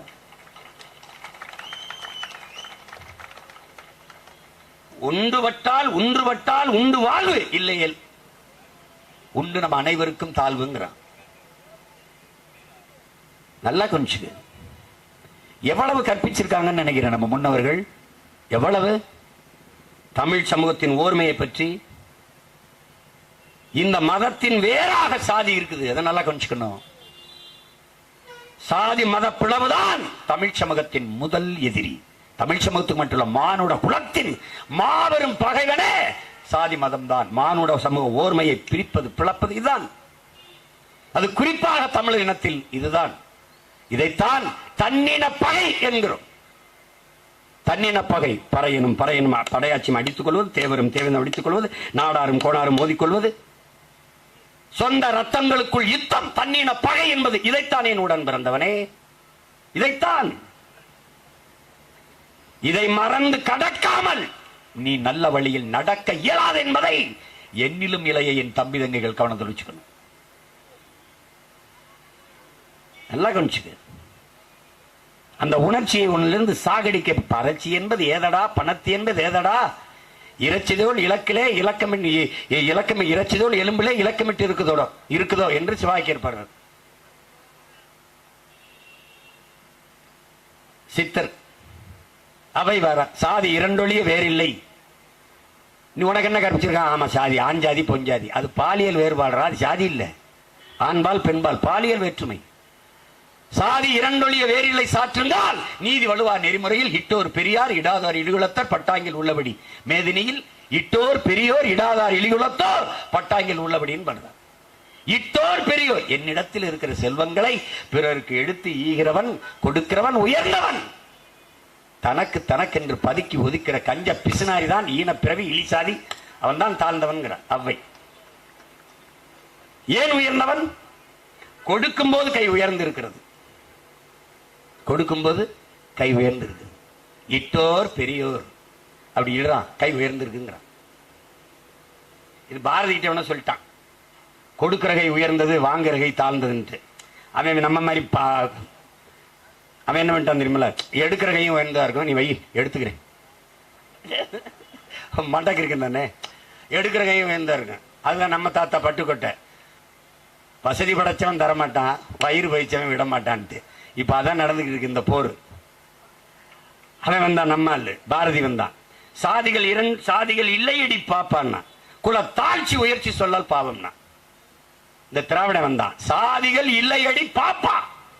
இப்படி பாடிய பாரதி நம் பாட்டன பாப்பான்னு சொல்லி கொடுத்தது யாரு? இந்த திராவிட திருவாளர்கள். ஏன் சாதி இல்லைன்ட்டான்ல, சாதி இருந்தால்தான் இவனை பிளந்து பிரித்து போட்டு இவன் அதிகாரத்துக்கு வர முடியும், வலிமை பெற முடியும். ஒரு தடவையாவது ஒரு திராவிட தலைவன் தமிழ் சமூக ஓர்மைக்கு பேசினான் என்று சொல்றார், நான் அப்படியே இறங்கி போயிரண்டா வீட்டு. நம் மோதலை அவர்கள் விரும்புவார்கள். திட்டம் திட்டமிட்டு உருவாக்குவார்கள். நம் சாவை சகிப்பார்கள், ரசிப்பார்கள், ருசிப்பார்கள். நம் ரத்தத்தை, நம் மரண ஓலத்தை ரசிப்பார்கள். நம் ஒப்பாரியை இசை போல கேட்டு ரசிப்பார்கள். லட்சக்கணக்காக நம் இனம் செத்து விழுந்த போது நாம் கத்திய கதறலை இனிய பாட்டு போல ரசித்தவர்கள். நம் பிணத்தின் மேலே நாற்காலியை போட்டு பதவியை அனுபவித்த பாதகர்கள் இவர்கள், பாவிகள். உனக்கு இன்னும் மானம், ரோசம், கோபம் வரலைனா உன்னை ஒண்ணுமே செய்ய முடியாது. ஒண்ணுமே செய்ய முடியாது. உன்னை யாராலும் காப்பாற்ற முடியாது. அது நம்ம எத்தனை பிரபாகரன் பிறந்தாலும் ஒண்ணும் பண்ண முடியாது. நீ என்னைக்கிடா போர்ல எதிரிட்ட தோத்துருக்க? உன் வரலாறு படிட்ட படிச்சு பாரு. என்ன உன் பாட்டன் பண்டார வண்ணிய எதிரியால தோக்கடிப்பட்டானா? கூட பிறந்த ரத்த துறவம் காக்க வேண்டிய உன் பாட்டன் மருது வண்டி பாட்டி வேலை யாரு? எல்லாரும் எடுப்பார். தீரன் சின்னமலை எல்லாரும் எடுப்பார். புலித்தவன், அழகுமுத்துக்கோன்னு எல்லாரும் எடுத்துப்பாரு. எடுத்து பாரு, படிச்சு பாரு. வருத்தம் கூட செத்து பகைட்ட தோக்கல. சொந்த ரத்தம், உடன் பிறந்த ரத்த துரோகம் தான். இறைமகன் இயேசு ஒரே ஒரு துரோகி யூதாசை சந்தித்தார். என் தலைவன் 1000 யூதாசுகளை சந்தித்தார். ஆனால் நான் பல ஆயிரம் யூதாசுகளை ஒவ்வொரு நாளும் கடந்து போயிட்டேன்.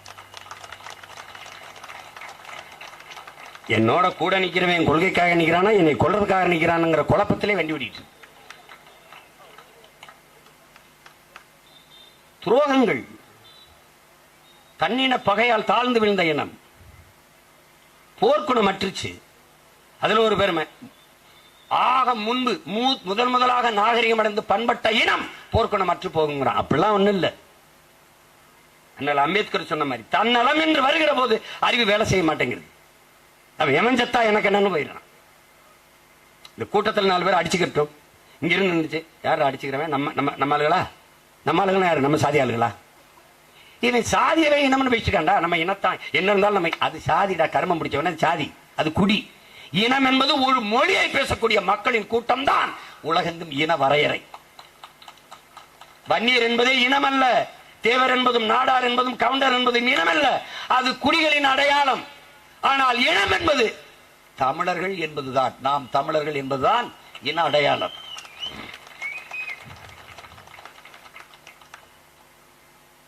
ஒரு மலையில நனைகிற ஒரு நீரை குடிக்கிறான், ஒரே காத்து அதை சுவாசிக்கிறான். பறைய நான் சுவாசிச்சு விட்ட காத்த தாண்டா படையாச்சி நீ சுவாசிக்கிற. அங்க இருக்கிற ஒருத்தன் சுவாசிச்சு விட்ட காத்தாண்டா நான் சுவாசிக்கிறேன். என்னடா கொடுமை. பாகிஸ்தான்ல இருந்து பெய்ந்து வர மழை நீரை அவன் குடிச்சு விடுற தண்ணி ஓடியாருது. மலையில பாகிஸ்தான் இஸ்லாமியரால் நனைஞ்சு இந்திய நாட்டுக்குள்ள ஓடியாந்தா, பாகிஸ்தான் தண்ணி வருது தடுத்து குடிக்க அப்படி சொல்லிடுவேடா. கால கொடுமை. இது ஒரு நோய், ரொம்ப முத்திருச்சு. அதை சரி செய்யணும்னு நினைக்கிறோம். அதுக்கு தான் இந்த பிள்ளைகள் கத்துறோம். எங்க ஆதங்கத்தை, எங்கள் ஆள் மனதின் வழிய, அதனால வர்ற மொழியை நீங்க உணர்ந்துட்டீங்கன்னா நம்மளை எந்த கொம்பனாலும் வீழ்த்த முடியாது.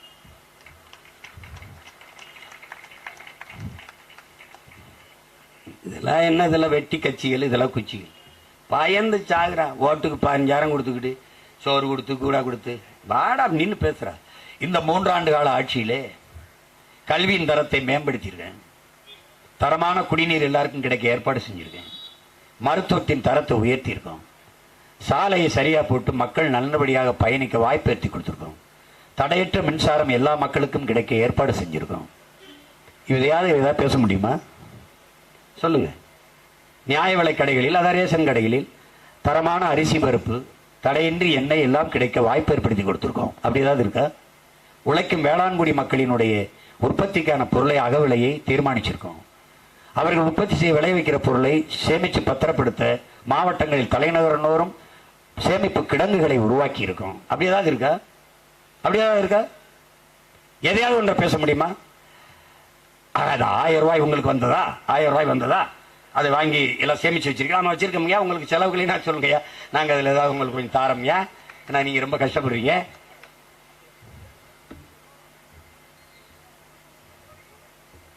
அப்ப நீங்க என்ன செய்யணும்?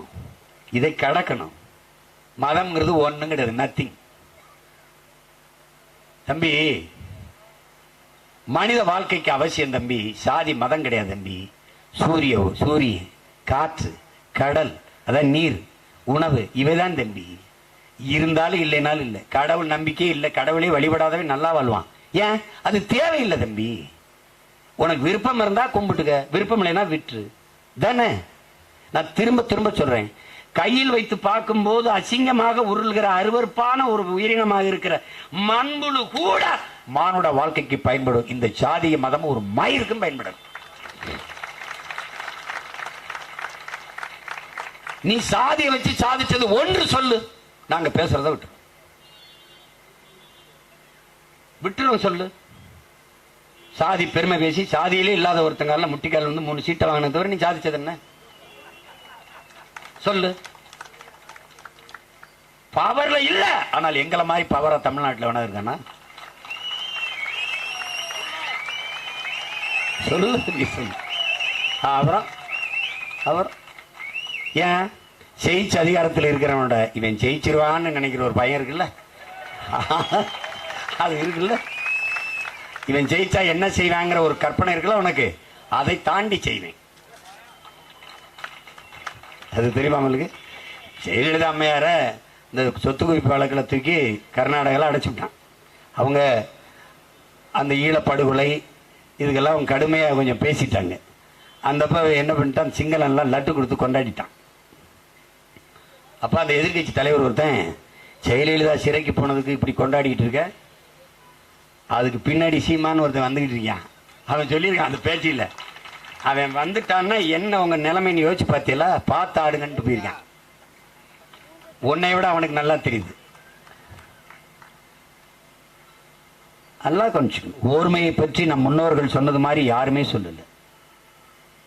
திரை இசை பாடல்ல ஐயா வாலி, உன்னா இருக்க கத்துக்கணும், இந்த உண்மையை சொன்னா ஒத்துக்கணும், காக்கா கூட்டத்தை பாருங்க அதுக்கு கத்து கொடுத்தது யாருங்க, ஒன்னா இருக்க கத்துக்கணும். இதை விடவெல்லாம் எளிமையா ஒண்ணு சொல்லணுமா? உலகத்துல காக்கையை உதாரணம் காட்டி கத்து கொடுத்தது தமிழனுக்கு தான். 4 பசு மாடு ஒரு சிங்கம். இந்த கதை 5ஆப்புல பாடம். நீ படிச்சியாலேன்னு தெரியும், நான் படிச்சேன். 4 மாடு ஒன்னா சேர்ந்து மேயும், சிங்கம் வரும், 4 மாடு சேர்ந்து குத்தி விரட்டி விட்டுரும். அதுகளுக்குள்ள சண்டை, தனித்தனியா மேயும். சிங்கம் 4 மாட்டையும் அடிச்சு சாப்பிட்டுரும். இதான் தம்பி கோட்பாடு. நீ படையாச்சு, நான் பறையன், நான் கவுண்டன், நீ கோனாரு, நீ தேவரு, அடிச்சு திங்கிறான் தம்பி. திராவிட நாயி திராவிட பண்ணி அடிச்சுக்கிட்டு இருக்கான், அடிச்சுக்கிட்டு இருக்கான். நீ ஒன்னா நில்லு, ஒத்த கொம்பளை சுத்தி தூக்கி ஆந்திராக்கு போடா, கேரளா போடா, கர்நாடகா போடா, அங்க போடா, வீசி எந்திட்டு போடா, போடா. செய்ய முடியல. வயசான அப்பா படுத்து கிடக்குறாரு, 4 மயங்க சாக போறாரு. மயங்கள்கிட்ட ஒற்றுமையை வலியுறுத்திட்டு போகணும், அவங்க ஒன்னா இருக்கணும், அடிச்சுக்கிற கூடாது.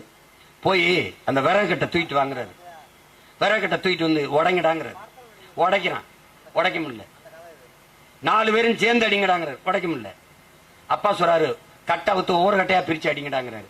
ஒவ்வொரு கட்டையா பிரிச்சு அடிக்கிறேன், சடக்கு சடக்கு சடக்கு சடக்குன்னு உடஞ்சு போகுது. இதாண்டா மகனை வாழ்க்கை. நீங்க ஒவ்வொரு கட்டையா போனீங்கன்னா உடச்சு போடுவாண்டா, ஒன்னா கட்டா இருந்தீங்கன்னா ஒண்ணும் பண்ண முடியாது. அண்ணாண்டா படையாச்சி என்று, பறையர் என்று, நாடார் என்று, கோணார் என்று, தேவர் என்று, செட்டியார் என்று, பிள்ளை என்று, முதலியார் என்று, வண்ணார் என்று, நாவிதர் என்று, குறவர் என்று, கவுண்டர் என்று பிரிஞ்சு இல்லாம தமிழர் என்று நின்றால் செத்தாண்டா எதிரி. அறாமர் எடுப்பாரான். எங்கள் வாழ்வும் எங்கள் வளமும் மங்காத தமிழ் என்று சங்கே முழங்கு. எங்கள் பகைவர் எங்கோ மறைந்தார், இங்குள்ள தமிழர்கள் ஒன்றாதல் கண்டே. எப்படி இப்ப நடுங்கிறான் பாரு, ஏன் தமிழனை ஒன்றாக்கி வரான் சீமா. அது இன்னைக்கு இல்ல, நாளைக்கு இல்ல, நாளை மறுநாள் நடந்துரும். படையாச்சி கூட்டம் போட்டால் பறையன் என்று கேட்க மாட்டான், பறையர் கூட்டம் போட்டால் படையாச்சி நீ கேட்க மாட்டான். ஆனால் அடே வட மாவட்டத்தில் சீமானுங்கிற தமிழ் மகன் போடும் போது 2 பேரும் ஒரு பக்கத்து பக்கத்து கேட்கிறான். அவ்வளவுதான்டா, இவ்வளவுதான். இந்த உணர்ச்சி கீழானது, அதை கீழே வை, அதை மேலோங்க விடாத. நீ இந்த உணர்ச்சியிலிருந்து வெளியில வா. கண்ணாடிக்கு முன்னாடி நின்று கேளு, நான் யார். என்னைக்கு உன் சிந்தனைக்குள் இருக்கிற சாதி மத உணர்ச்சி சாகுதோ அன்னைக்கு உனக்குள்ள கேள்வி வரும், நான் யார், ஹூ ஆமை. அப்ப என்ன தோணும்? அது சொல்லும், சாதியாவ நான் இல்லை, நான் பறையரும் இல்லை, படையாட்சியும் இல்லை, தேவரும் இல்லை, தேவேந்திரம் இல்லை, நாடாரும் இல்லை, கோணாரும் இல்லை, நான் இந்தும் இல்லை, இஸ்லாம் இல்லை, கிறிஸ்துவம் இல்லை, இது அடையாளம் இல்லை. அப்ப நான் யார்? அது சொல்லும், நான் நீ தமிழன், நான் தமிழன், நாம் தமிழர்.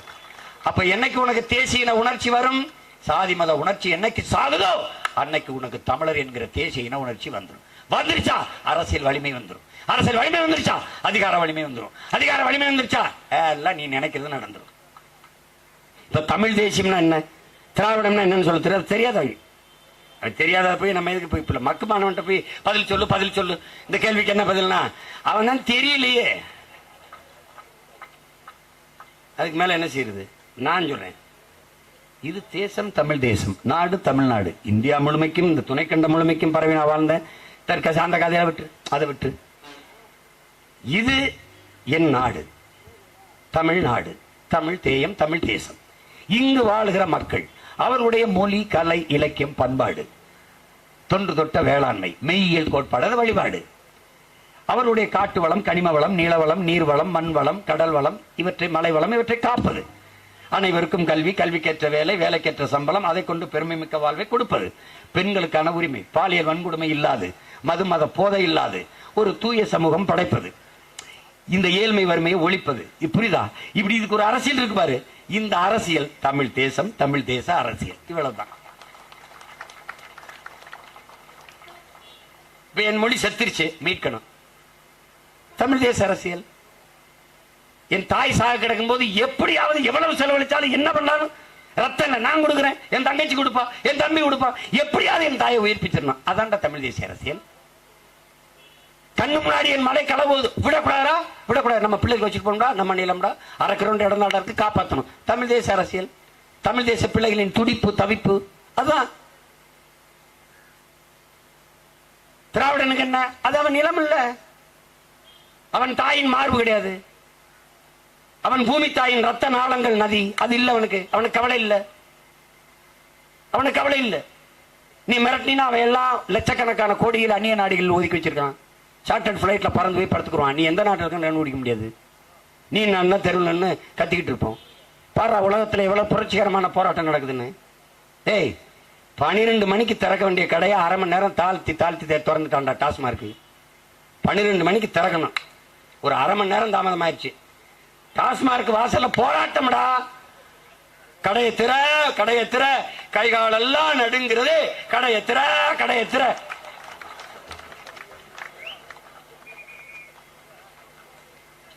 பண்றேன்னு தெரியல.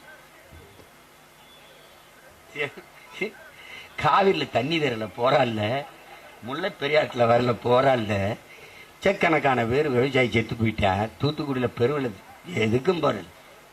அரை மணி நேரம் தாமதம், அரை மணி நேரம் தாமதம். எப்படி பாரு, எப்படி பாரு சமூகம் முன்னேறி இருக்கு பாரு. எப்படி இத எப்படி சரி செய்யறது மட்டும் யோசி. எப்படி சரி செய்வ? அது என்ன மாசானுக்காக சொன்னது உனக்கு சொல்லி முடிச்சிடுறேன். உலகில் எந்த உயிரினமும் போர் செய்யறது இல்லைங்கிறான். அப்ப இந்த போர் என்பது மனித மனங்களின் வக்கரம்ங்கிறான். போர் என்பதே மனித மனங்களின் கொடிய சிந்தனை வக்கரம்டாங்கிறான். அதுல இந்த அறிவியல் நாம் ஏற்றுக்கொண்டிருக்கிற விஞ்ஞானம் இயற்கையை போதிப்பது, இயற்கையை பற்றி புரிந்து வைத்திருப்பது என்பது நாசமாக்குவது.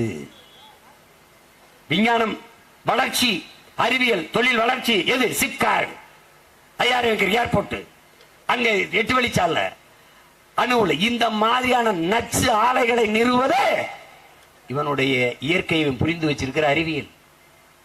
அப்ப எப்படி சொல்றாரு? எல்லாவற்றையும் நாசமாக்குவதாண்டா இந்த அறிவியல் நமக்கு கற்பிக்கிற. இந்த இயற்கையை பற்றி இவங்க கற்பிக்கிறது இந்த அறிவியல். அது எப்படிப்பட்டது என்றால் ஒரு எலும்பு கூடை சுமந்து நிற்கிற பிசாசுக்கு சமமானதுங்கிறது. எலும்பு கூட்டை பிடிச்சிருக்கிற பிசாசுக்கு சமம்ங்கிறது. அந்த நிலைதான் இன்னைக்கு இங்க நடந்துகிட்டு இருக்கு. இத மாத்தணும், மாத்தணும். நீ மதத்துக்கு வாக்கு செலுத்துற, சாதிக்கு வாக்கு செலுத்துற, ஆனால் உன் மொழி செத்து போனது, அதை பத்தி நீ கவலைப்படுறியா? செத்தா பரவாயில்ல, மலைக்கு போனா பரவாயில்ல, நீர் உறிஞ்சி விற்கப்படுது போனா பரவாயில்ல, படிக்க தரமான கல்வியில போனா பரவாயில்ல, மருத்துவம் கிடைக்கல தாய் தந்தை இருக்கு பரவாயில்ல, நடக்க சரியான பாதை இல்லை, சாலையெல்லாம் சவக்குழியா இருக்கு பரவாயில்ல, உணவு நஞ்சாய் போச்சு பரவாயில்ல. எது செத்தாலும் சரி என் சாதியும் மதமும் செத்துவிடக் கூடாது என்று நினைத்தால் உன்னை என்னவா நினைக்கிறது? எப்படி கருதுறது? எப்படி சரி பண்றது? சொல்லு. தமிழ்நாட்டில் உயர்ந்த எண்ணிக்கையில் இருக்கிற சாதிக்காரர்கள் மலைக்கு முன்னாடி நின்று இந்த சாதிக்காரன் சொல்றான், கடகடன் வளர்ந்து வானா வளர்ந்துருமா சொல்லு. ஆத்து மணல் நீ அரை அடி உயர்ந்து வா என்றால் உயர்ந்துருமா? வராது. 3வது முறையாக நான் பிரதமர் ஆயிட்டேன் என்று ஐயா மோடி உத்தரவு போட்டால் மலைகள் மணலும் உருவாகி வந்துருமா? வளர்ந்துருமா? என்னப்பா பிரச்சனை? ஏகப்பட்ட பிரச்சனை இருக்கு நாட்டில். இது வேற பிரச்சனையா? உதயநிதி எங்க பேசிட்டு இருக்காரு, நம்ம எல்லாரும் போவோம், அங்க போய் கைதட்டிட்டு வருவோம். என்ன உங்க பிரச்சனை? யாரு யாரு யாரு போன்ல பேசுறது? இங்க வந்து அதே போன்ல இங்க வந்து பேசு, இங்க வா. எங்களெல்லாம் பார்த்தா ஒரு பைத்தியக்கார பயில மாதிரி சட்டையை கழிச்சு போட்டு தெரியுற மாதிரி தெரியுதா? பூரா பயிலும் பைத்தியக்காரன் ஆக்குறதுக்கு அந்த கூட்டம் அது. சும்மா வேலை செஞ்சு தெரியாத நீ.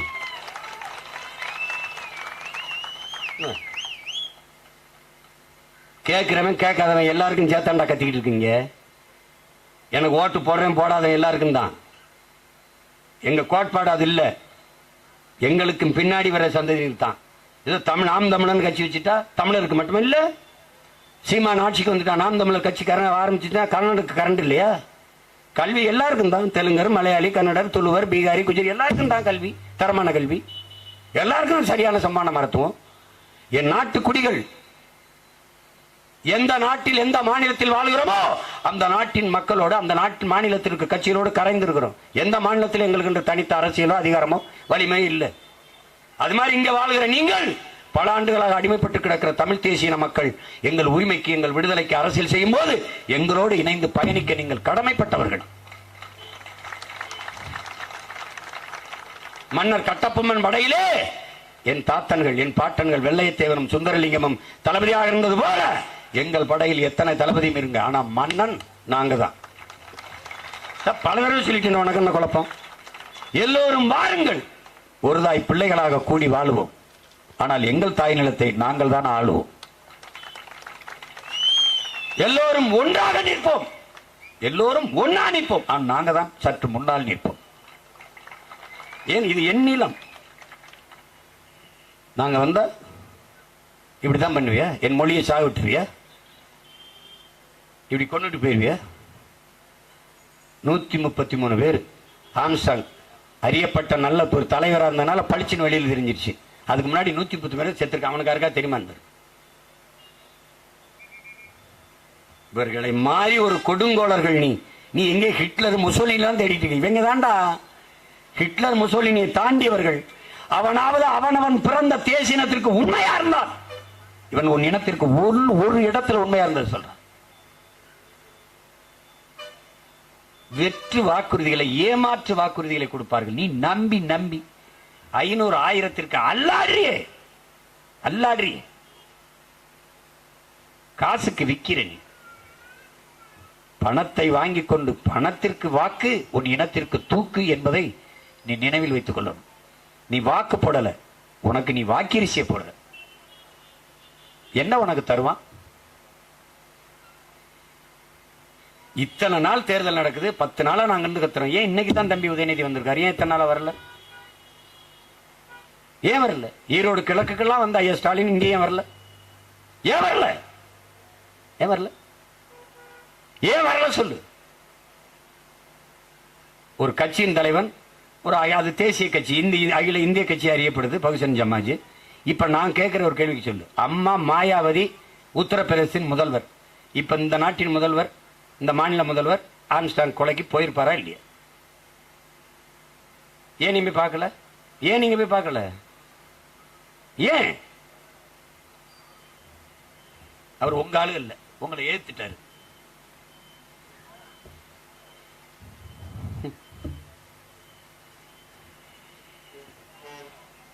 இவங்க தான் சொல்ல கட்டுண்டோம், பொறுத்திருப்போம், காலம் மாறும்னு. எங்களுக்கு ஒரு கட்டும் இல்லை, ஒன்றும் இல்லை, ஒன்றும் இல்லை. இந்த ஏர்போர்ட் 5000 ஏக்கர்ல கட்டி தம்பி எனக்கு ஒரு வேலை இல்லை. நாளையோட என் வேலை முடிஞ்சிருச்சு. நீ எங்கேயாவது ஒரு இடத்த பண்ணிப்பாரு, படுத்துக்கிறேன். அங்கேயே போய் படுத்துக்கிறேன். நீ நட்டு பார்ப்போம், போட்டு பார்ப்போம். 8 விழிச்சால ஏன் பேனாவை எழுதி உள்ள வைக்க வேண்டியதான கடலுக்குள்ள?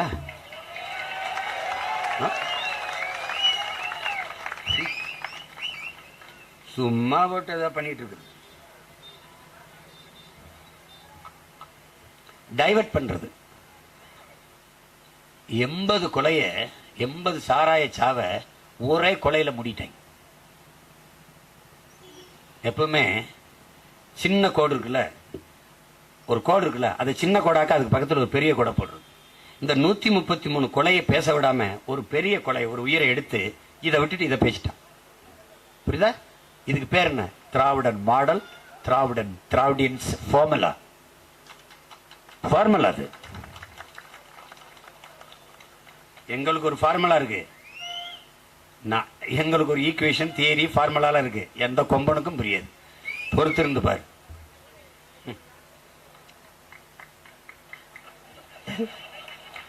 அப்ப மொத்த பனையும் மொட்டையா தரணும். பச்சை மட்டையிட்டு அடிக்கிறதுன்னா எல்லா பனையும் மொட்டை மொட்டையா தான் தெரியும். இவங்க அவ்வளவு வயக்க போயிருக்காங்க. என்ன குடும்பம் பூரா சொந்தக்காரனா இருக்காங்க. என்ன பண்றதுன்னு வேற தெரியல. அதனால அறிவார்ந்த தமிழ் சமூக மக்கள் என்னிலும் இளையின் சாதி மத போதை அண்டாத ஒரு பெருநெருப்பாக வெளியே வாங்க, வெளியே வாங்க. இல்லைன்னா கஷ்டம். சாதியை காப்பாற்றி சாதிக்க போறது என்னன்னு சொல்லு. உன் மதத்தை காப்பாற்றி என்னன்னு சொல்லு. சக மனிதனை கொன்னு தாழ்த்தி வீழ்த்தி என்னது சொல்லு. பக்கத்தில் இருக்க பரப்பாட்டாளியை நேசிக்காம படையாச்சி பாட்டாளி எப்படா வாழ முடியும்? எப்படி வாழ முடியும் சொல்லு. எப்படி வாழ முடியும்? ஒரே வரப்பு இது. அவன் வயல 58 விழுக்காடு படையாச்சு, 42 விழுக்காடு பறையும். பக்கத்து தொகுதியில 58 விழுக்காடு பறையும், 42 விழுக்காடு படையாச்சு. 2 பேரும் ஒரு தாய். இந்த 2 ஒன்னா நின்னா ஒரு பய உள்ள வர முடியாது தம்பி. இது ஒரு மதில் சுவர் என்று கருது தம்பி. இது ஒரு மதில் சுவர் தம்பி. ஒருத்தனும் உள்ள போக முடியாது தம்பி. ஒரு சின்ன விரிசல் தம்பி. தேளு, பூரா, பள்ளி, பாச்சால, கண்ட கண்ட கர்ம உள்ளவே குடியேறி தம்பி. இதுதான் தம்பி இந்த திராவிட பன்னி, நாய், நரி எல்லாம் இந்த விரிசல்ல ஏறிடுச்சு தம்பி. இப்ப இன்னொரு தலைமுறை நெருக்கமா அப்படி பிணைப்புல பின்னி பெறணும். எப்படி? ஓங்கி வளர்ந்த மூங்கில் மரம் ஒன்ன பிடிச்சிருக்கு, ஒழுங்காக குறுத்து விட்டு கிளையா வெடிச்சிருக்கு. ஒட்டாம ஒதுங்கி நின்னா உயர முடியுமா? எதிலும் ஒற்றுமை குழந்தைனா வளர முடியுமா? நம்ம தாத்தா பட்டுக்கோட்டை சாதியாடா சாதியாடா, யாரு மேல கீறினாலும் ரத்தம் ஒண்ணுதான். ஆக மொத்தம் நீ நானும் 10 மாதம் தான். அவன் எல்லாருக்கும் பின்னாடி வந்தவன். இருட்டறையில் உள்ளதாடா தமிழாங்கிற. அப்படி யாரு? நம்ம தாத்தன் புரட்சி பாவலன். கடவுள் வரி, சமய வரி, கண்ணன் நிகர் தமிழுக்கு நோய் நோய் நோயே. இடை வந்த சாதி எனும் இடர் ஒழிந்தால் ஆள்வது நம் தாய் தாய் தாயங்கிறான். எந்த தாய்? தமிழ் தாய். நீ தாய் எதே ஒரு தாய் நினைச்சுட்டு இருக்காத. உன் தாய் தமிழ் தாய். அவதாண்டா ஆள் வாங்குறான். அதை விட அது இடை வந்ததுங்கிறான். தமிழுக்கு அமுதென்று பேர், அந்த தமிழ் இன்பத்தமிழ் எங்கள் உயிருக்கு நேர். எப்படி பாரு, உயிருக்கு நிகரானவரா என் மொழிங்கிறான்.